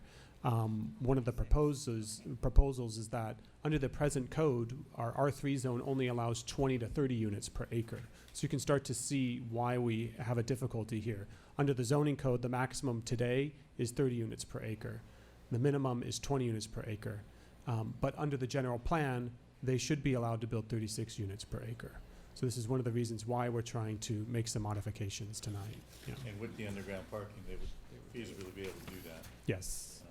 Yeah, we came up with a number of different scenarios that demonstrated that it's possible to reach the maximum density. But you are not only increasing the number of density, you're also requiring them to go underground, right? Not necessarily, just as a finer point. Yeah. If they don't want to reach the maximum density, they don't have to. They could reduce the density and they could have the parking at grade. Even under the proposed change? Under the proposed change, the developer has the ability to decide whether they want to do an at-grade project or a below-grade project. If it's at-grade, the density is going to be lower. If it's below-grade, it's going to be higher. Well, I would surmise that they will have to go underground whether or not you're requiring it or not if you allow them the 36. Well, yeah, to do an at-grade project, they're going to have to drop the density, probably below 20 units per acre. No, what Yeah. I'm saying, if they were to try to achieve the maximum density, whether or not you are requiring them or not require them to go underground, they will probably propose to go underground. It's possible. Yeah. Yep. But that's more of a cost decision for the developer, right? Or a choice decision for the developer. Yeah. Yeah. Yeah, of course, because they're having to look at it from a financial Yeah, standpoint. yeah. When we did the modeling for the R2 zone, which allows less density, all the modeling we did for that was at grade, because based on the density, it was able to fit all the parking on site at grade. So at some point, as the density decreases, it's possible to design the project feasibly at grade. Are there any other questions on the underground parking? Really quickly wanted to give you the alternatives here. Alternative K is to just direct us to return with an R3 standard that encourages at-grade parking. And then alternative L would be to direct staff to return with an ordinance that revises these standards and looking at the effect of required parking underground while maintaining the open space concept. So if you like this open space concept, we could look at modifying some of the other development standards to still get you that concept while also getting the density. But alternative K would say basically we're willing to sacrifice this idea of open space and just pretty much continue forward with the style of development we have today. Are there any restrictions on how far underground they can go? Not maximum, because the cost is prohibitive, they want to make it as small as possible. Usually one level, maybe Yeah, two at the yeah. most? We're not likely to see 2 levels underground for a multifamily project. But there are standards in the code requiring them to push the ground floor of the unit as close to the ground floor of the adjacent property as much as possible, because we don't want to create units that are 3 or 4 feet above the neighbor. Scott, are there any other restrictions as far as underground parking?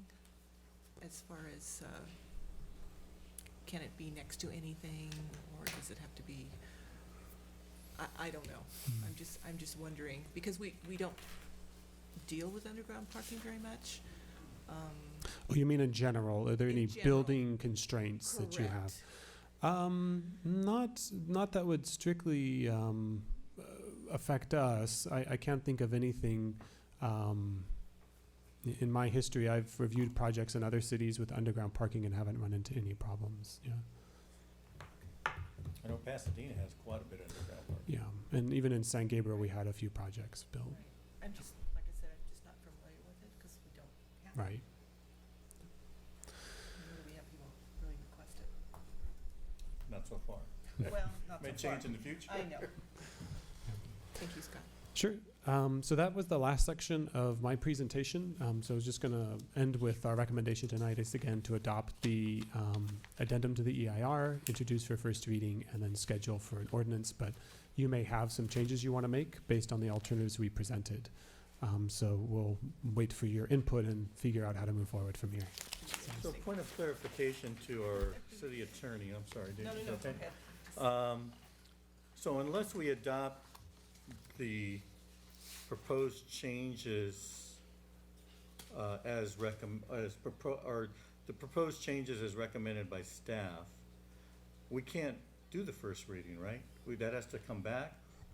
Or we can make changes as recommended, and if we all agree, then we can still have the first reading? How does that work?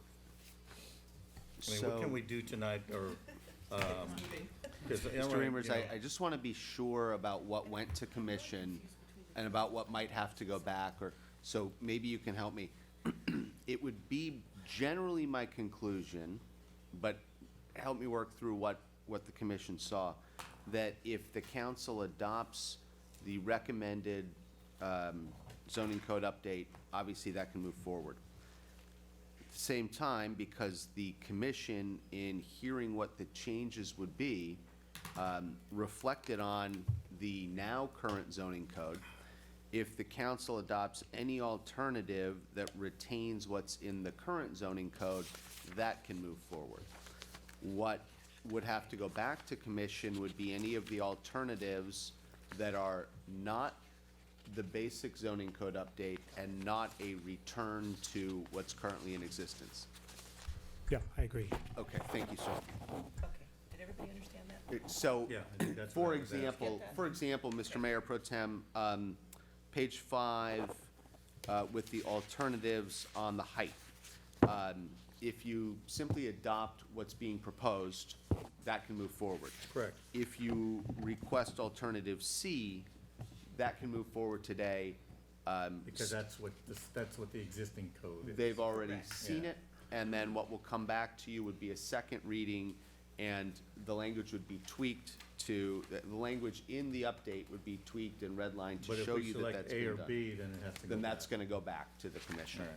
if that makes sense. You know, it makes No, it- perfect sense. Thank you. Greg, so if I had a concern about the the garage being incentivized if it's moved to the back, then what happens then? We could, The alternative right now would be, if that's your individual concern, and you discuss it amongst, then debate it. Later. Right now, I think your alternative, not making the motion for you, would be retaining the existing code Okay. right now. And then maybe what will be helpful is if you saw some things that we can talk about going forward, in still exploring that, giving us some direction. But if you have concerns about that now, Okay. And we're looking towards that, at least your default position from what I'm hearing would be To keep. leave Right. existing code. Yes, and just noting that for future discussion, because I do have concerns about, you're giving an incentive, and yet I think it's putting the garage in the back presents its own density issues. Because what's to prevent someone, right after the house is built, to come in and say, I want my garage to now be an ADU? That, not to debate that too far, but, Actually, But those would have to be if I under the can answer that. ADU rules. But if the garage is in the backyard and it's, I don't think that's the it- sole criteria, just because the garage is in the but, backyard. but our criteria is not very strict. But that's another discussion though, isn't it? but I don't think so. I think they're We're not talking combined, about actually. ADRs right now though. No, but my concern is about the garage and the density. That would be my issue for bringing it back for discussion, is that I think you're giving an incentive, and yet that incentive increases density. Could possibly increase density. Mr. Reimers. Oh, Councilmember Sternquist, it just occurred to me that most of our applicants, when they propose to build a new house, they want to maximize the floor area as much as possible. So let's say they build a 4,000 square foot house. If they then wanted to convert their garage, that would be additional FAR. So it wouldn't be allowed to exceed the 4,000 square feet. So in most cases, they're not going to be able to convert that garage because the house has already been maxed out. Got I it. just thought about that. Thank you. Okay. I do have a follow-up question, Madam.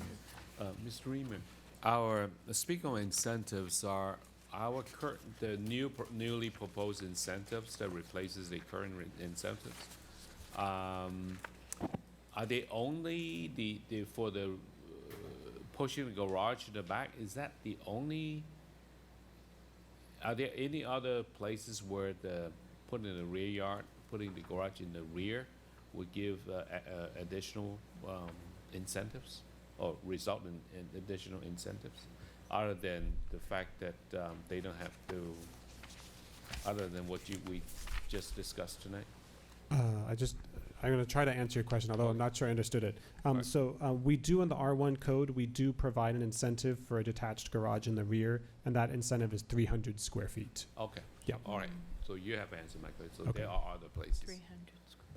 So in order to add more square footage, they would be incentivized to put the garage in the back. What page is that? It's section 91G15. 91G15, and it's the last page, 15 Okay. of 15.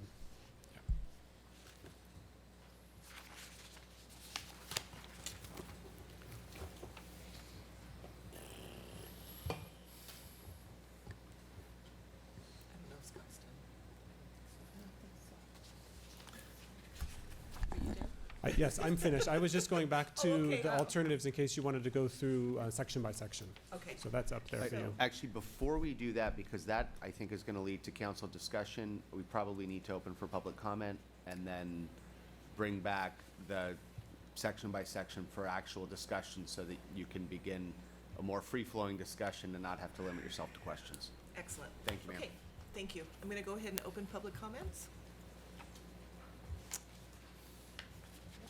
Yes? No? Seeing no public comments, I'm going to close public comments. Okay, so we'll start off, I think, just, again, Through if each it's one, either, correct? it's each one or, and it's, again, as we discussed earlier, the time frame we have, if there's either not consensus or some concern, we'd like to get at least some direction, some sense of direction as to a future first reading on where things are at, so that we can get at least a sense of where the council is going. So, and so that we can come back to you no later than getting that second reading done by December, the first meeting in December. Okay. So now we were looking at the very first one. And there also just to let you know, attachment C as well in your, in the staff report. It provides a table that can at least kind of guide some of what's here as well. If I get to it. All the way at the back. I know, it was all the You way gotta back. throw the 4,000 pages front.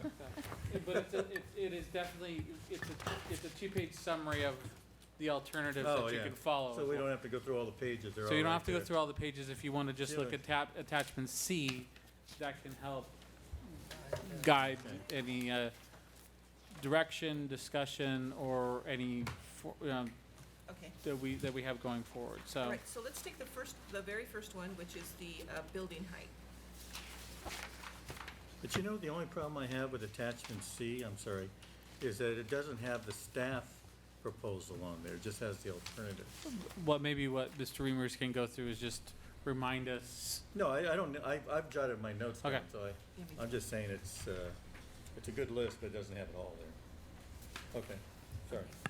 Does anyone have any additional questions or comments regarding the first one, which was building height in Oh. R1? You mean comments or I don't have questions, I do Okay, have comments. You just have a comment, okay. But I thought we were gonna do public. We did close. We already did. All right, so, we're not gonna do any, We opened it for any comments for on any, on okay. any of them. I thought we're going from point to point. We are, but they didn't. Yeah, we're talking about building height, right? Yeah. Correct, we're just talking about building height. So, Councilmember, did you want to go first? Do you have anything? Sure. I think I'm still of the opinion that one of the major characteristic of Temple City is the small town feel. And in my mind, any attempt to increase the massing is problematic for us. And I appreciate what staff has said. They talked to the designers and all that. But obviously, one of the pressure the designers face and developer face is build the largest home possible, right? If you cannot do it by floor area, you increase the air volume because the house looks bigger, even though the same floor area may be the same. So I know a lot of houses are done with 10-foot ceilings, and I would venture to say that most of our houses are 8 feet, the standard homes. So 10-foot high is pretty high ceiling, and so if we give them higher roof height, my fear is that they are not going to take advantage of that and put on the roof like the intention of the proposed change, and they're going to have higher, taller floors. Well, alternative A does say reduce it from 23 to 21. Yeah, but I think if we were going to do that, then we have to go back and revisit with the planning commission and So all you're that. looking at keeping it the same? I would rather keep it the same, and then we need to revisit it. That'll give us time to actually revisit it. So you want alternative C? Yeah, and that's my opinion. And I'm also of the opinion that the lower we make the building, the smaller massing it will be. Thank you. Councilmember, Mayor? We're only talking about the height Yes, one. yes. Yeah, I really appreciate what staff is trying to do with the alternatives, giving us some options. And I like the diagrams that kind of try to illustrate what the changes would look like, physically look like if we were to look at what staff is proposing. I'm more of the opinion that alternative B kind of gives that flexibility. As a designer, not everyone's going to do the same architectural style. So if there are certain styles that can be created with the increased height. Now, I think I understand where Councilmember Yu is coming from, and maybe the diagrams that are being shown aren't necessarily these are obviously just sketches and schematics. But I'm more of the opinion that if you give people more options while maintaining sort of what the root core of what we're trying to do with massing, I guess I'm having more trouble seeing how much increase in the massing would actually be from what's being proposed. So I would be more in favor of alternative B.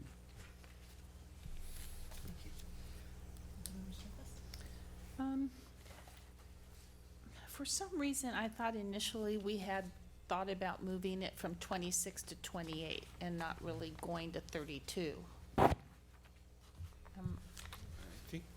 You know, the width is, you know, the Wider lot. 32 is for size the of the lot. wider lot. Yeah. Oh, okay. 32 is only for the For the- lots wider than for 75 wider. feet.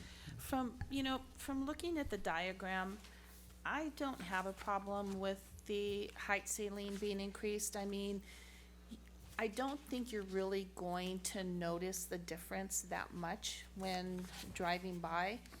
I love tall ceilings. I mean, if I was out looking for a home today, I would want a house with 10-foot ceilings, if not higher. I mean, it makes the room look bigger. I love high ceilings. So as a preference, I would prefer to see a higher roof line, actually. And I just think we have so many already that look even, the pitch even looks higher than it actually, I think, is from the design.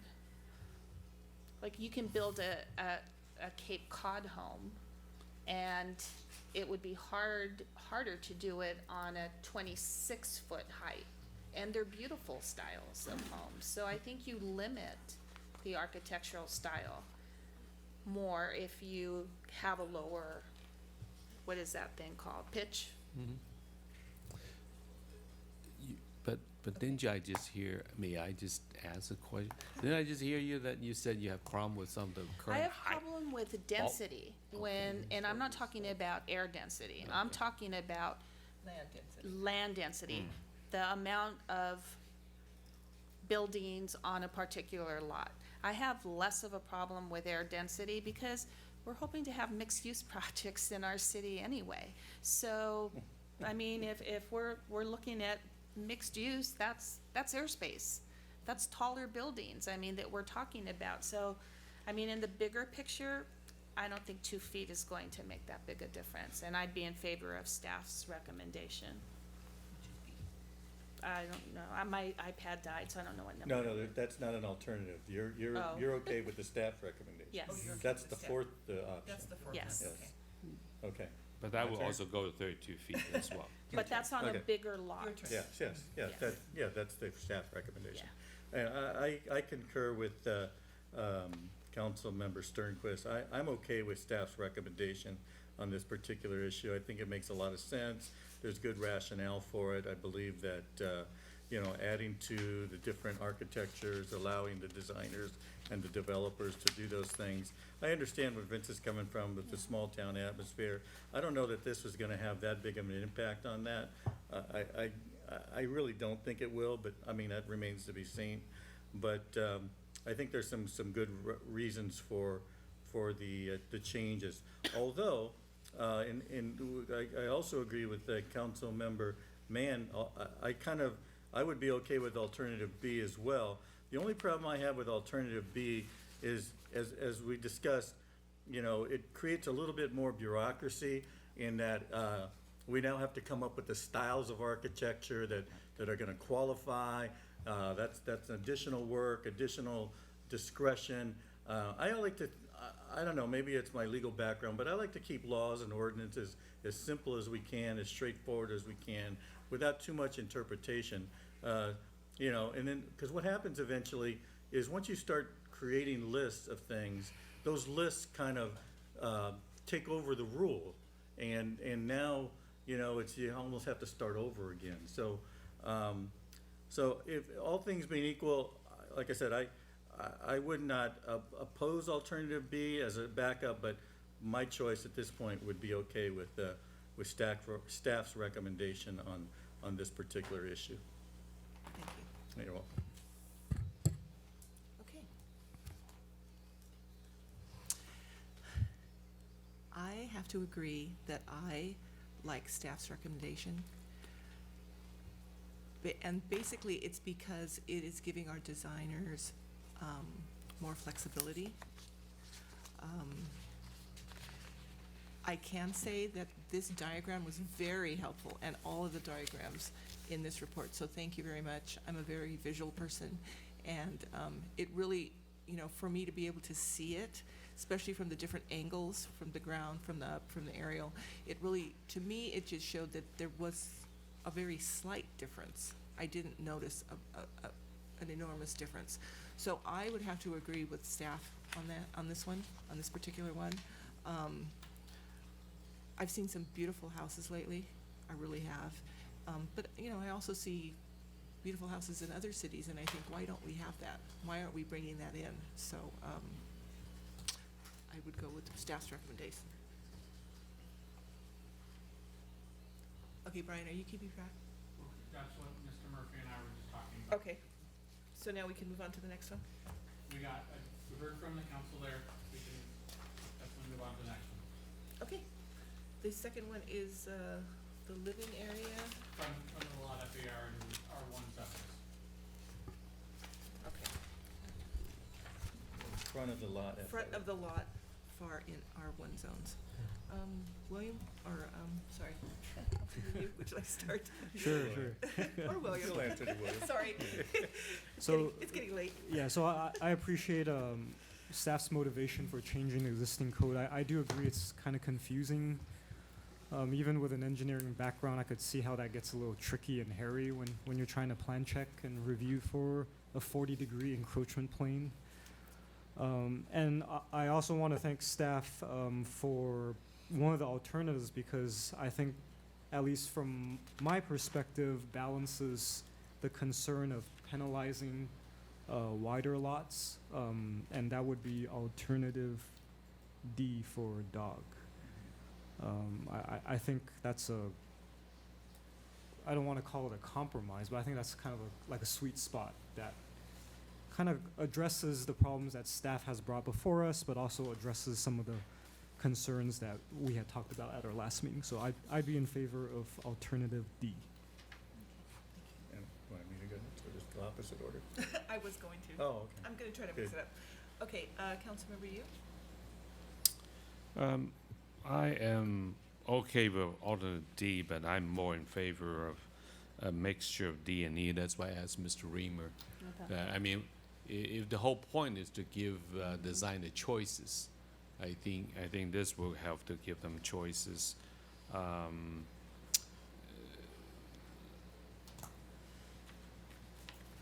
But if we were going to go with alternates and giving us time, and if the council want to go alternate D, I'm okay with that. But I just think that the current rule has existed, has not given designers too much trouble. I mean, it's easy to demonstrate, to just draw a 40-degree line.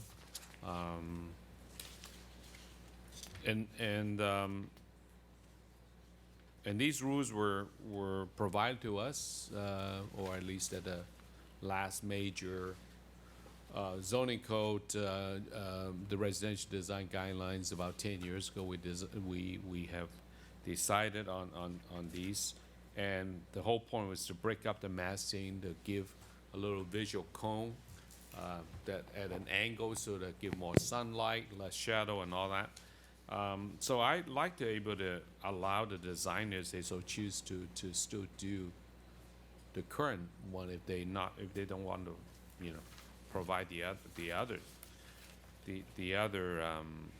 approach. So I'm in favor of both D and E together, being combined. D.2 or something? Is that an option? That's not an option. That's not even an option. I know. Can But if it we be were an to pick option? one, if we had to pick one, I would go along with D, but, With D? Is that Yes. what you said? Okay. If D and E is not an option, then I would go with D. You guys want to combine them? I like that combined. Well, it's kind of hard to keep the same thing and change it. I know. I So don't what know do you that call it? that, Maybe you're just that exactly works very well. amending it. Okay, well, is it my turn? Yeah, it Okay, is. thank you. It is your turn. I like the staff's recommendation. I think it makes sense. I thought I heard that, and Vince, I know you pointed out that the current law really hasn't presented two problems, but I thought I heard Scott indicate that the way the current law is, it has presented staff with certain problems in measuring that 40% angle. I don't know, maybe, but I don't want to worry about that. But I would, I like staff's recommendation, but then I also like alternative D because it not only keeps staff's recommendation, but also, as Councilmember Mann pointed out, it doesn't penalize those with the smaller lots and allows them to basically achieve things similar to those with larger lots. So I tend to like alternative D as well. Thank you. I'm just going to agree with Mayor Pro Tem. Yay. Just because that was everything that I was going to say. I also agree, alternative D, I think would be the best choice for this. I know our concern was for smaller lots. And with Temple City, our lots are so different. I mean, they're incredibly different. I can't even tell you.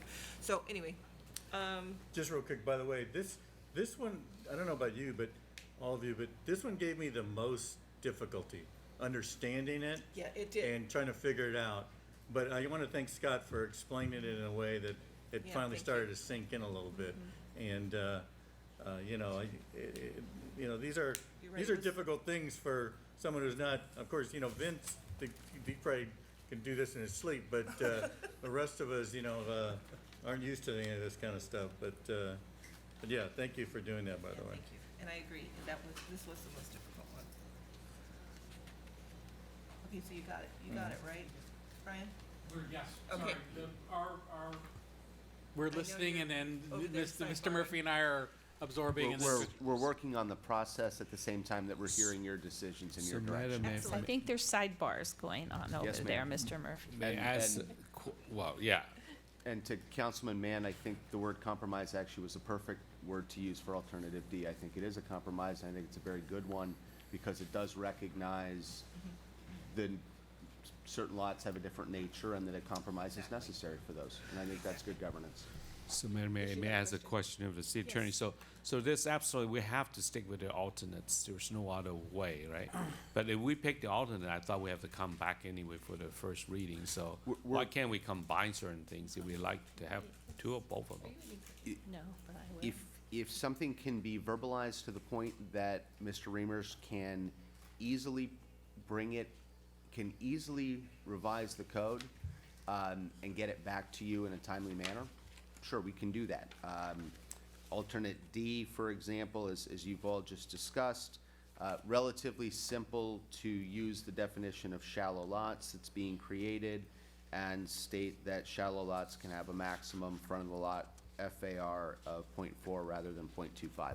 If we get into some of the more complex changes, I would defer to Mr. Reimers as to how efficiently we can make those changes and whether those can be, because certainly those had not been considered by the Planning Commission, whether they can be made efficiently, brought to the commission, then brought back to you for 2 readings in order to meet our time schedule. So as you're discussing, he will be thinking, I will be thinking, Mr. Cook will be thinking about whether we can meet our timing guidelines if we're coming up with alternatives other than those that staff's already considered. So that applies to even the possibility of combining, let's say, D and E together. well, yeah, and that's what we were just discussing right now and just kind of figuring that out together. So that's why the way the discussion is going right now, I would prefer that we kind of reset to have first reading at a future meeting and kind of combine all this together as kind of one reading that we do rather than having the first reading today. Okay. But I want to hear, we need to hear the rest. Then again, we can always come back and consider a D&E in the future. Right, we'll have to make some definitive decision going forward, and we're also making sure that this is in conformance with, so that we don't get in trouble later down the line with the adoption of a zoning code that doesn't kind of definitively give staff the direction it needs in implementing the general plan, kind of going on a go-forward basis. So that's why we want it. That's why we have, like, as Mr. Murphy said earlier, we have some time. This is helping us kind of get to where we need to go eventually. So, minimum lot widths. Front and rear. Sorry, front rear setbacks. Sure. Thank you. I'm okay with the proposed change as well on this one. The backup plan for me would be alternative G. And the reason I liked alternative G is because it does not penalize those with shallow lots. So that's where I stand on this one. Okay. What's your name? I agree with Councilmember, Mayor Pro Tem. Now we're Chavez. getting Yes. tired. Okay. Councilmember, you? I have a real trouble with this one because it forces people to build in the rear, and even the so-called alternative G that allows the 5-foot reduction in the front and rear. People are forced to build in the back, and actually I have not brought it up, but I've looked at an incentive program that we put in. I have some real issue in forcing or incentivizing or forcing which way you can read it both ways. Or putting garages in the back, I have issue with a detached garage in the back personally. I mean, I have had that for long years, detached, and I hated it when it rained and all the other things. Grocery, you have to, but yet, now I have an attached garage. I'm so happy. And then the other thing about sustainability, long driveways, driving into the back, less landscaping. I don't know. I don't see a need honestly for this change. We asked about what has broken. I don't see our zoning code has broken on that. 20 foot, 15 feet is pretty common, as the staff had reported. We're kind of in the middle of the road. I don't see any need why we need to force people to go to the back. So, for me, I think we should just keep status quo. H. So you want Yes. H? That's H. You want to keep it the same? H. H, is that the? That's Yes, alternative. that's alternative H. Okay. Councilmember Yan. Thank you. I'll keep mine short. I feel that what's being proposed just has a net effect of taking away from what people can do now, just in general. So, long story short, I'm in favor of keeping the same. So, alternative H? Yeah, alternative Okay, H. thank you. I'm actually also in favor of keeping alternative H. But with that being said, I guess I just don't really understand with giving people incentives. I know we want to maybe steer them in a certain direction, but, do we know if that's working? Do we know if, I guess I would rather just, instead of giving people an incentive, just have a rule. That's just me. I like rules. But anyway. Okay, so you got your direction on that one, right? Yep. Okay, so now we were going to minimum lot widths. Correct? Yes, please, Mayor Okay. Frisch. Did you want to start, Vince? Oh, no. I don't know. This was a question, again, that was discussed 10 some years ago by the Plan Commission, and we were the one that came with the 60 feet. But yet, there were lots, there are 50, so we said, well, that's the existing, so we're not gonna change that. And the other thing that why we kept the 60 was that we knew about there are so many flat lots in the city. So we have real issue of flat lots to begin with, and then now 50 foot plus 20 foot as a flagpole. So you're gonna tend to have more flag lots. So I am of the opinion that 60 feet is a nice width. I mean, it's currently you have 50 feet, you keep it. If you have the 100-foot lot, you're still allowed to split because that's an exception. But there's no real reason why new subdivisions, even though we have very few, that we need to, because if I were a flag lot owner, I said, well, how come I can't do it, So I would rather keep the 60 feet to keep everything consistent. So your alternative, Yes. That's alternative J. That's J. Oh, it's J, I'm Yeah. sorry. Okay, I too am in favor of J. Okay. Councilmember Mann? J. Alternative J. Mayor Pro Tem? I'm okay with the proposed change. I think the rationale of staff is there, create consistency. I think the negative effect will be minimal. And so, I think it just makes a whole lot of sense. I think it's just a matter of time before somebody challenges that difference between the 50 and 60-foot lot minimum, especially when you subdivide. So, I'm okay with the proposed change. Okay.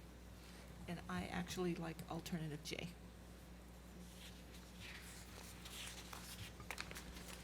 Moving on.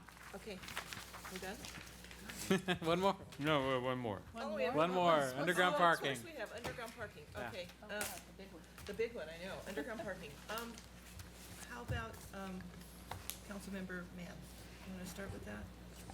Actually, after reading this, I have one quick clarifying question. What is the difference between what staff is proposing in the code and alternative L? Because to me, when I'm reading it, it has the net effect of requiring underground parking. K is the same. Is L what staff is proposing? I think our alternative L would be to have us to go back and look at ways of still getting you an open space designed courtyard, but looking at modifying other things that might be pushing the parking underground. So for instance, one alternative would be to reduce the required parking. If we reduce the required parking, we probably don't have to put the parking underground. If we reduce the size of the open space, we probably don't have to put the parking underground. So there could be some different development standards we tweak so it doesn't have the effect of pushing parking underground. Oh, I see. Yeah. Okay. This is the one I had the most difficulty with. I mean, I'm not I understand the motivation for it. The way we have it currently probably encourages that grade. Well, I mean, I'm not a big fan of encouraging at-grade parking, I guess, because it. You said at grade? Yeah, because it has that effect of making it seem like this entire lot is just one giant parking lot. So I think the idea of trying to create open space, I think it's a good motivation for it. I'm also, but then again, the part that I struggle with, and which is why I had a hard time with this, is I'm also not a big fan of forcing people to do certain things. I kind of like, I'm wondering which one of these has sort of like the flexibility of allowing them to do either or, depending on, I mean, there's other factors that they got to consider. Do they really want to reach the maximum density that's allowed? Right. Do they want to? So they really do have a choice. If they don't wanna reach the maximum, Yeah. then they don't have to do the underground parking. But Yeah, if so, they- so I guess if, with what staff is proposing, does that still allow the developer the choice to say, well, if I don't want to reach the maximum allowable density for an R3, I can do at-grade parking? Yes. Is that correct? Yeah. Okay, that was my main concern. So in that case, I would be okay with what staff is proposing. And that's K, right? No, that's so just- confused that's- now. That's just staff Yeah, that's just staff, that's just okay. staff. Yeah. You're going with staff's recommendation? Yes. Yes. Okay. Do you want to go? Yeah, it's interesting. I've heard this comment a couple of times, a few times tonight. It says about forcing someone to do something. That's in essence what we do. Yeah, exactly. And that's what you do when you go out and you stop at the light. Somebody is forcing us to stop at the light. So I don't know, to me anyway, I don't know that that is a valid argument. I mean, I'm not saying that you can't argue that way, but you know, whenever you're tasked with creating policy and laws, you are forcing someone to do something, one way or another.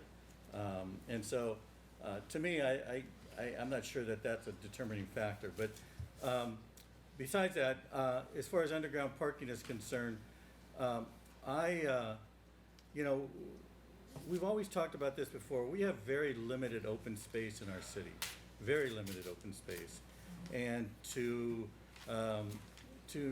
have these types of projects, which we're going to have, and then to take away that open space with above-ground parking or on-the-ground parking, I think defeats that whole idea and just creates less open space. So I like the concept, I think, of underground parking. I know other cities have been doing it more and more.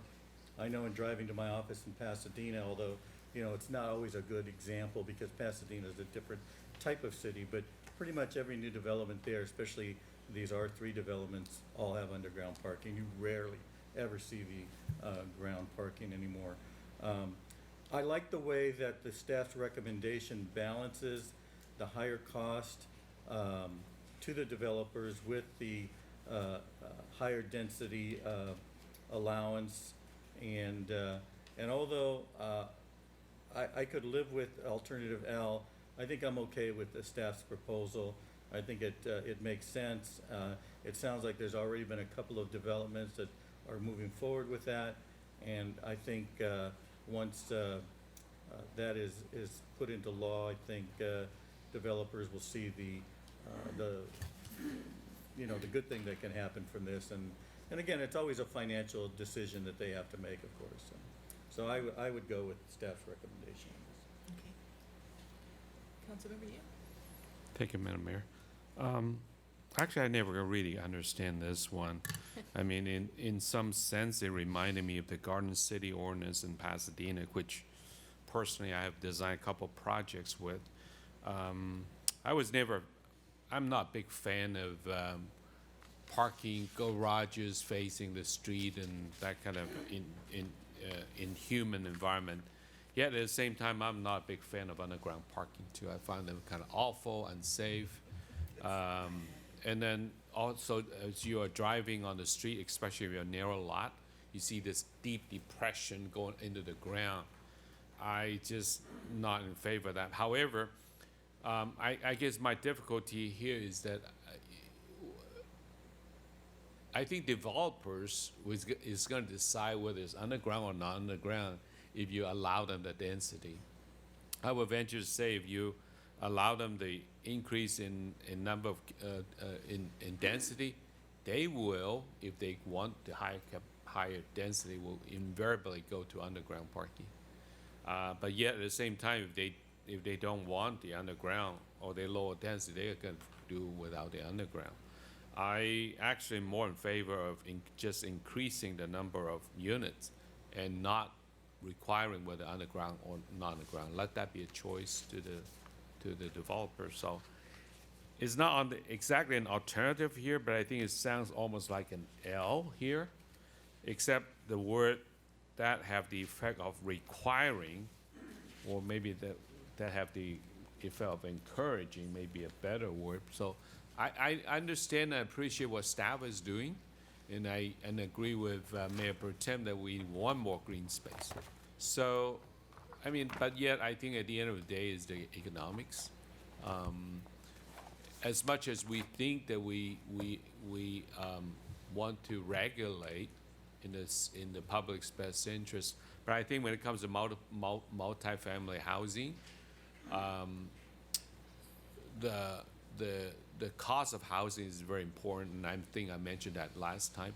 So I'd rather leave that choice up to the developers to how they want to do it, so that our cost of multifamily housing is not as, maybe it will be just as high, but I'll just leave that choice up to them. But so everything being equal, I would select L, but maybe perhaps we can think of, instead of requiring, and giving them some flexibility or encouragement in some ways.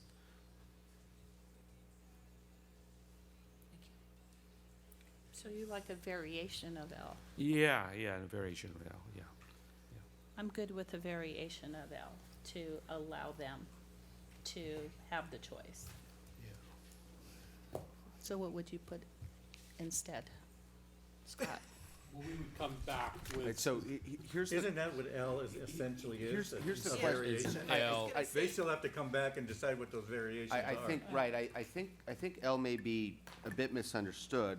Yes, What L is it's very saying is, the R3 standards that, as a practical matter, when you take them all together, those standards are what require parking to be moved underground. You're directing staff to come back and modify those standards. You're not saying that we're gonna encourage or require parking underground. You're saying, come back with modifications to the R3 standards, that maintain the open space concept, but do less to push parking underground. Right, but allow the higher density that the housing element want us to do, Right. or the general plan. So maybe to say it another way, under the existing code, or under the new code, we would allow a 36 unit per acre Right, project.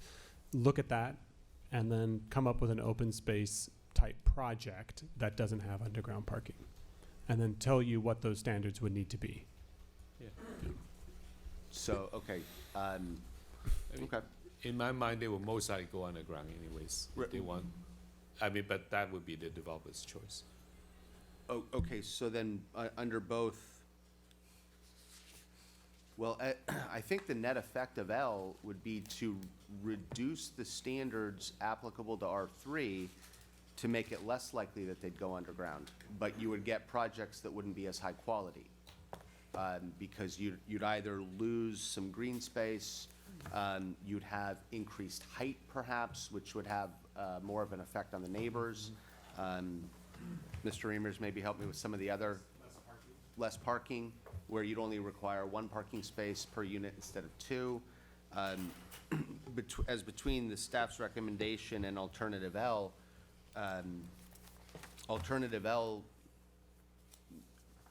which is perfectly fine, but it will require staff to go through those other aspects. They'll take a number of those aspects to Planning Commission and as part of the process, and then Planning Commission, I guess, can make a recommendation back to you as to which ones should be adopted, that would change the R3 standards, development standards, to make it less likely that parking will need to go underground. But, Just wanted to be clear that that's what, I think it was written in a way that sounds like we'd be requiring it, and instead it's changing that net effect. but can we still do that with the time frame that we're given? Because I thought Mr. that we Reimers? I guess so. have to adopt something. No, well, Makes it harder? Alternative L is going to require us to do a lot of modeling, because we need to now figure out what are the different things that are pushing the parking to go underground. We'll have to model different alternatives, figure out what makes sense, and bring it back. The other alternatives that you've asked us to look at, those are easy changes to make to the code. We could get them back to the Planning Commission rather quickly, because there's not a lot of modeling and study that has to go into it. Alternative L is going to require quite a bit of study in order for us to move forward. Shouldn't have given twos as an well, I just want to say that There you go. because I haven't spoken yet. I would like to go with staff's recommendation. I do think staff's recommendation does give the developer a choice whether to do underground parking or not, with the incentive again. So, I mean, if you I mean, underground parking is expensive. It just is, and we're not gonna be able to change that. If you want more units, that's up to them. So, I don't even remember what the vote was. Okay, so we I'm so would, confused. so we would It's all right, they're have keeping a, track. We don't Okay, have to good, vote, right? because, at this point, it would be a 3-2 to stick with staff's recommendation, although I think we certainly have direction to monitor this and perhaps create some other changes. See what's coming in, see if we think we're losing projects because of this, and then perhaps make some changes. Mr. Reimers, let me make sure that I'm getting the process correct. I know that you've looked at it. We have, or you as the council have suggested 3 alternatives that were not considered by the Planning Commission. So at this point, I'm going to ask, or after I describe the process, I'm going to ask for a motion to refer this matter to the Planning Commission for them to make a further recommendation. It doesn't require a new notice public hearing. They've already had their public hearing. The government code allows you to refer it to them to hear it based on your referral, and then to return the recommendation to you. That does allow us to move a little bit faster than we had thought we could move.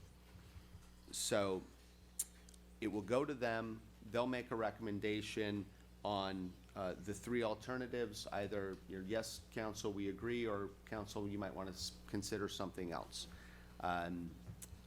Then it will come back to you for a new first reading.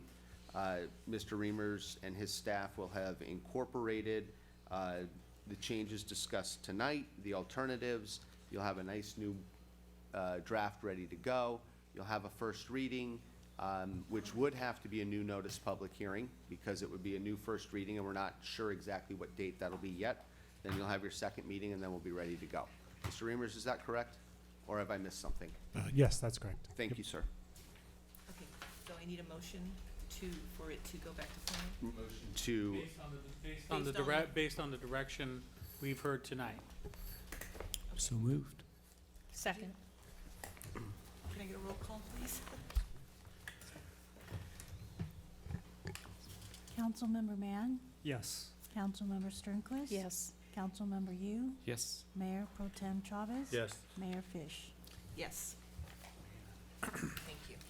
And I would like to thank Scott and Mike. Thank you for all your work. This was, I have to say, this was very, very good staff report. It helped, like I said, it helped me, who I have very little planning background. And, I mean, it was still confusing, don't get me wrong, but just to see it helped me enormously. And I'm sure it helped my fellow council members, because this is a lot of information to go over. And you know, the first time we discussed this, I just felt overwhelmed with the amount of information, and I didn't want to make any kind of decision unless I understood it. So, thank you for all your help. If I can give a quick shout out to my staff, Hesty Lou prepared all the 3D modeling that you saw in SketchUp. The city, through its tuition reimbursement program, paid for the training, and it was proved to be very valuable. So thank you to the council, and thank you to Hesty for her work. Excellent. Thank you. Okay, we're going to move on to unfinished business, none. New business, none. Update from city manager. Considering the time, I'll be quick. Chamber of Commerce move is moving along. You've actually probably seen some new doors up front and new locks. It's part of the process. We're getting the chamber ready, and they may not be fully moved in by October 1st, but that's their lease date to come in. State of the district and the pool grand opening is tomorrow as well. I won't be there. I have my son's back to school night tomorrow night, so I'll have to miss that. And then Mayor Fish and I were talking at lunch today about the concern, and I think part of what you're hearing from staff in the zoning code, and maybe understanding even their frustration as well, is addressing some of the issues that are coming down from the state of California related to housing. And our housing element will expire in 2 years. We'll probably be starting that process relatively soon, but we're probably going to have either, if not a study session, during a light council meeting, a update as to the extensive nature of the housing bills that are coming down. And on top of that, as I discussed with you at the last council meeting, the RENA numbers that are just, quite frankly, and this can be used against me later at a future date, unrealistic housing production numbers that they are expecting from a city that has complete infill and is is organically grown in the way it has. So that being said, we'll be coming back with that soon, so all of you can.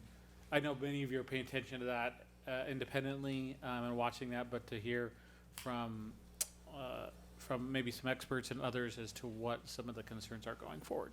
Thank you. Thank you, Mayor Fish. Thank you. Update from City Attorney? Okay, 4 items tonight, and again, I'll try to make them fairly quick for you. 4 items. 4 items. Wow. Very quick, though. First, legislative session is finished. Bills are on the governor's desk for signature. We are especially watching some changes to the ADU law and the new state rent control. We have been seeing in other places rents going up now, sometimes twice within a year, in order to capture a higher baseline rent for the rent control that we believe will be going into effect as of January 1. As Mr. Cook said, housing bills are the big thing this year, and so the training he's proposing is timely. A second, Assembly Bill 5, which you probably saw in the news, statutorily reclassifies certain independent contractors as employees. This was big for what's called the gig economy and for organized labor and their efforts to organize workers in the gig economy. Our office is reviewing the impacts on our public agency clients, and in particular on the potential impacts to park and recreation programs where you get a lot of independent contractors, and we want to make sure that those are being classified correctly. The bill is not signed yet. We certainly expect it to be signed. The governor has said he's in favor of it, so as of January 1st, we'll have a little bit of work to do in that regard. AB 5, I mentioned the gig economy. The changes may affect our ongoing negotiations with Lyft. It's one of the reasons that that's not before you tonight, but that will be coming back soon. And some of our concerns about the terms, and we talked about that at our last meeting, the indemnification term, those concerns may be lifted based on Lyft's independent contractors now being considered employees and therefore their actions being imputed to Lyft. Finally, and Councilmember Sternquist had asked for this, the California Supreme Court ruled on a CEQA case coming out of San Diego where a city adopted an ordinance regulating cannabis dispensaries. They used the CEQA exemption, what's called the general exemption, when it's found that a project could have no potential impact. The court held that there were reasonably foreseeable indirect impacts of an ordinance such as that, and then sent that ordinance back for further study and further CEQA study. Court did say in a footnote, this is an older case that finally got to the court, said in a footnote that it was not weighing in on any ordinances that were being adopted to implement the new state cannabis laws, which presumably have already been studied. Whether they have or not is not important, but they presumably have.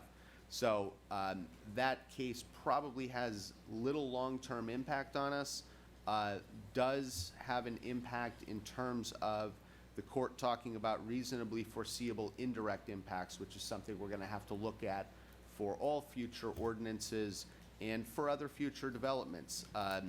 When we use that general exemption, we often say there are no reasonably foreseeable direct impacts, therefore we're good to go.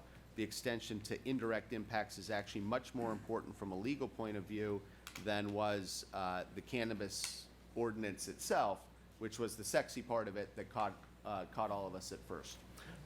That's my report for tonight, and hopefully we'll have another good report for you at the end of the month. Thank you. Moving on to council reports regarding ad hocs or standing committee meetings. Yes, You wanna start? Mayor Fischette, there's actually 2. Okay. The first one is the School District and City Standing Committee. We did finally meet. Mayor Fish and I are on that standing committee. It was a very constructive and productive meeting with Board President Matt Smith and Board Member Donna Giorgino and Superintendent Dr. Fricker.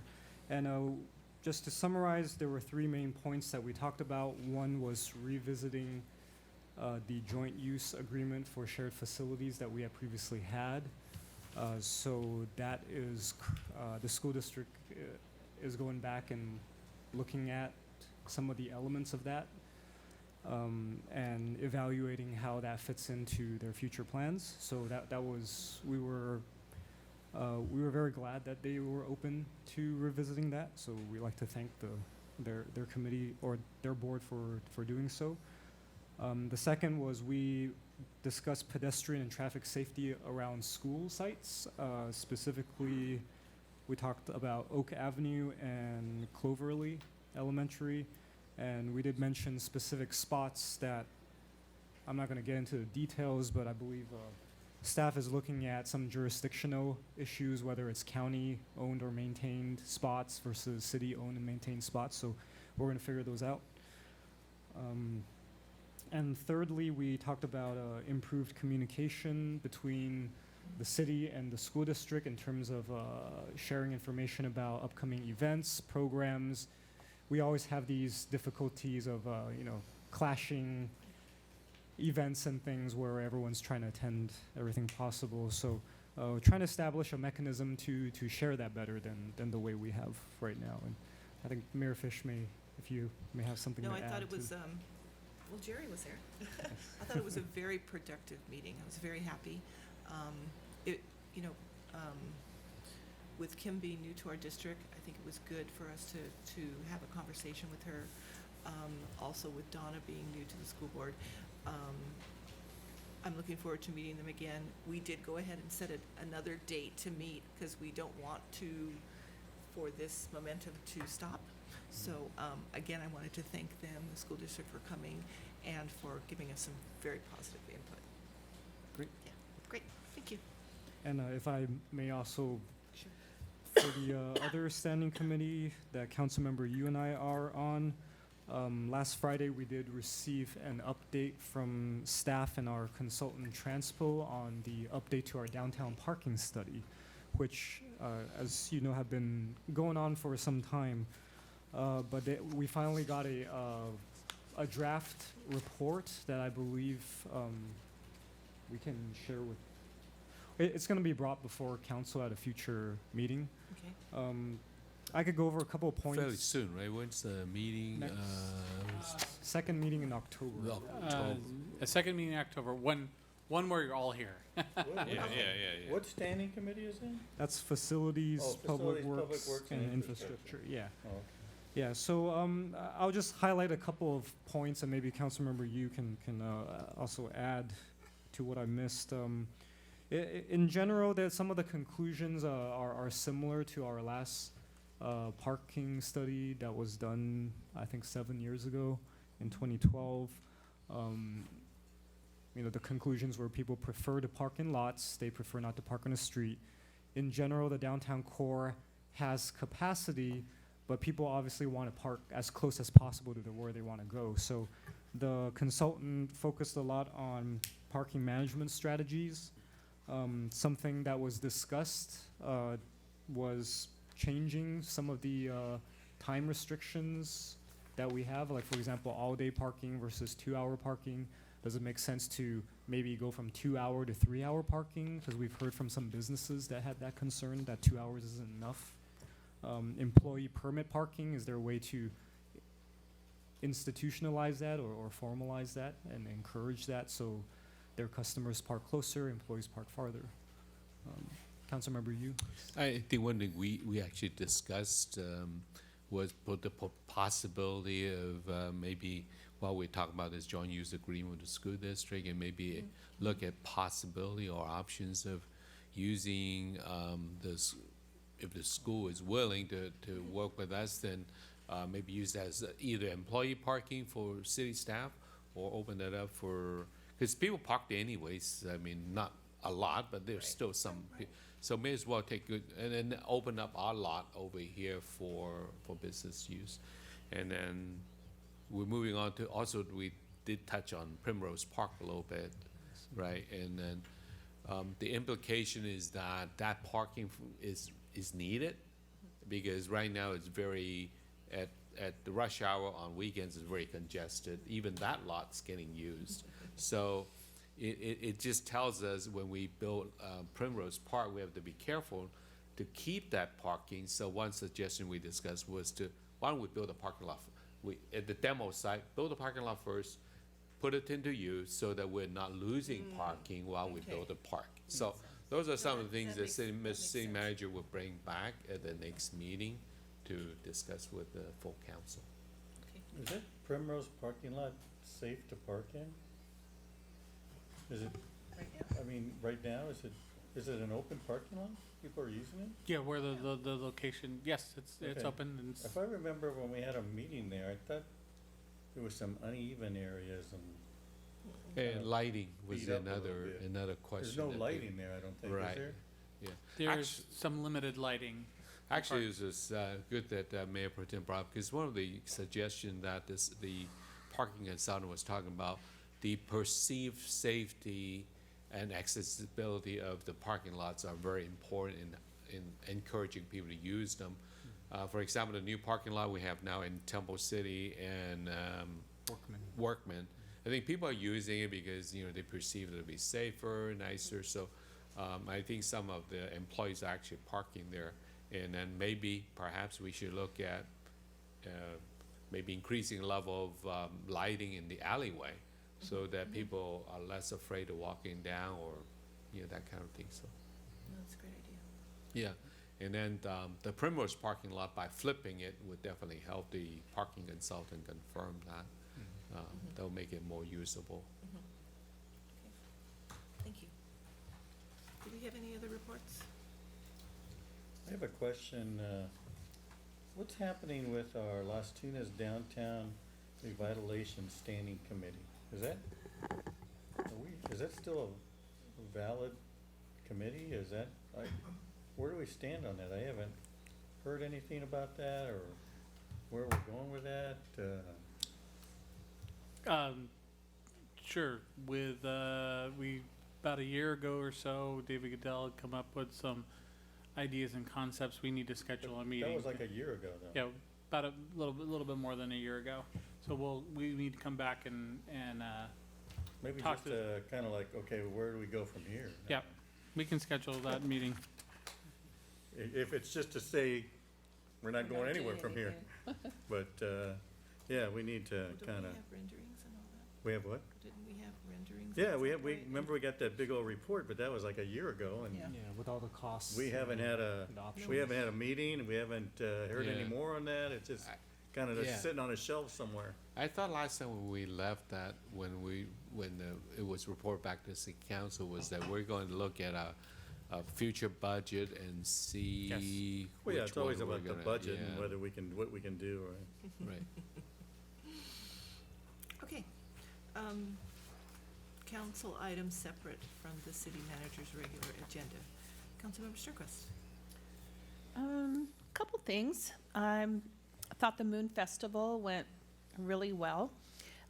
It was nice to have Senator Rubio here and also Catherine Barger. They came personally. They didn't send staff members, so I think it was nice that they took time to come. Let's see. Wanted to thank Michael. I think this is probably the last. This is it was his last I meeting. know, and I His meant last to do it meeting. before he left, but I forgot. Yeah. So thank him for his service to our city, and he will be missed. And he is going to, what city again? City of Thousand Oaks. City of Thousand Oaks, and he's actually moving to Thousand Oaks, right? Or in that- the area? That general direction. In that area. Wherever that is. Let's see. And I think that's it. Thank you. Councilmember Yu. Thank you, Madam Mayor. I concur with everything that Councilmember Sternquist said. It was a wonderful Moon Festival.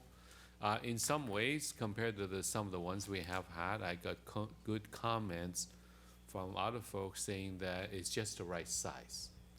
It wasn't so big and overwhelming. I think I have also hear comments about some of the activities, some of the entertainment is wonderful. It comes in all kinds of varieties.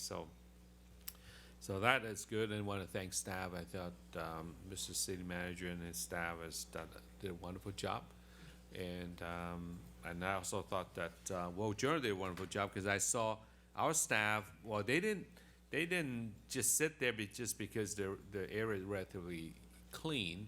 I mean, because World Journal had people roaming. Our people also roaming too. Lots of And I staff. made a note of that, so, and then thank our sheriff deputies for keeping us safe, so. And also concur with Councilmember Sternquist, we're gonna miss Mr. Forbes, and we appreciate what he had done, the general plan, specific plan, and finally the zoning updates. So, and we also look forward to Mr. Reamer running the show. Taking over for a Yeah. while. Yeah, sorry, yeah, that part of my, thank you, Councilmember Yu.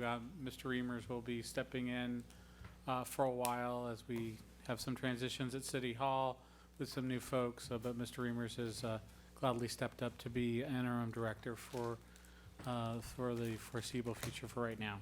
So thank you to him. Thank you, Madam Mayor. Councilmember Mann. Thank you, Mayor Fish. Yeah, I also want to thank Mr. Forbes for his service. I first met him through the GPAC and working with him on that. So he brings a great deal of incredible technical knowledge and experience, and I'm sad to see him go. And like Councilmember you said, we've completed some pretty significant projects relating to planning, and even what we discussed tonight, that's a pretty significant change in our policy. So I want to thank him for that. I'm so sad I missed the Moon Festival.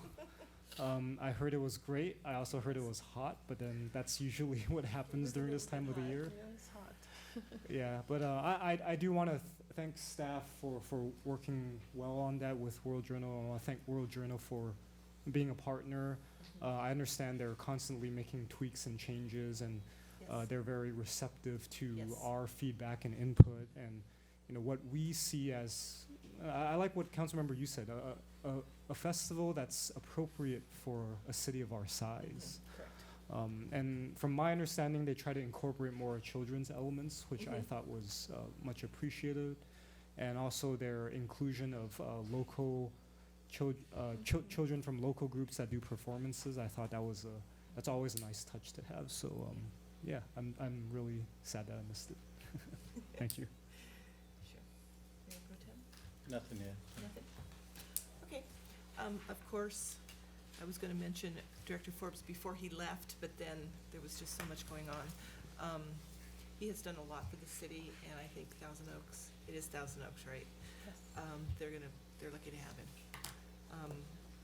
I look forward to working with interim director Raymer. I think that will be, I think it's a good fit. He also has done many things for our city, and he, like I had said before, I really appreciated this particular staff report just because it was so technical. And, I know we got one before, and it was just, it's a lot. So, wanted to thank both of them. Moon Festival, I think, was incredibly successful. World Journal, I find that they are very eager to make us happy. They're constantly asking us what is going on, what are our concerns. I know that they must have asked me 10 times that day. They were always approaching Brian, and it's very nice to have a community partner with that. I think that they really care about the community. It really was, I think this year, even more than last year, a family event. I saw a lot more children, and I thought that was really, really, unfortunately, it was very hot. The I would first say day, that's yes, the the first only, day was that's hot. the only thing, it was very hot. But you know what, it got people out of their homes and away from their computers and their TVs, so I thought it was great. So I wanted to just go ahead and say that. Okay, that's all I have. I'm gonna go ahead and open up public comments. Any additional public? Of course. So these are, Good evening, Mayor Fish and Mayor Pro Tem Chavez and council members. I know the hour is late, but I don't want to miss this opportunity to wish our city manager happy 5th anniversary. Sunday was his anniversary. I don't know why he did it, but to me, Temple City's the happiest place on earth, but he decided to go to Disneyland. on the anniversary. So anyway, I thank him for his service and looking forward to many more years. So thank you. Thank you. Okay. I'm going to go ahead and adjourn. Good night.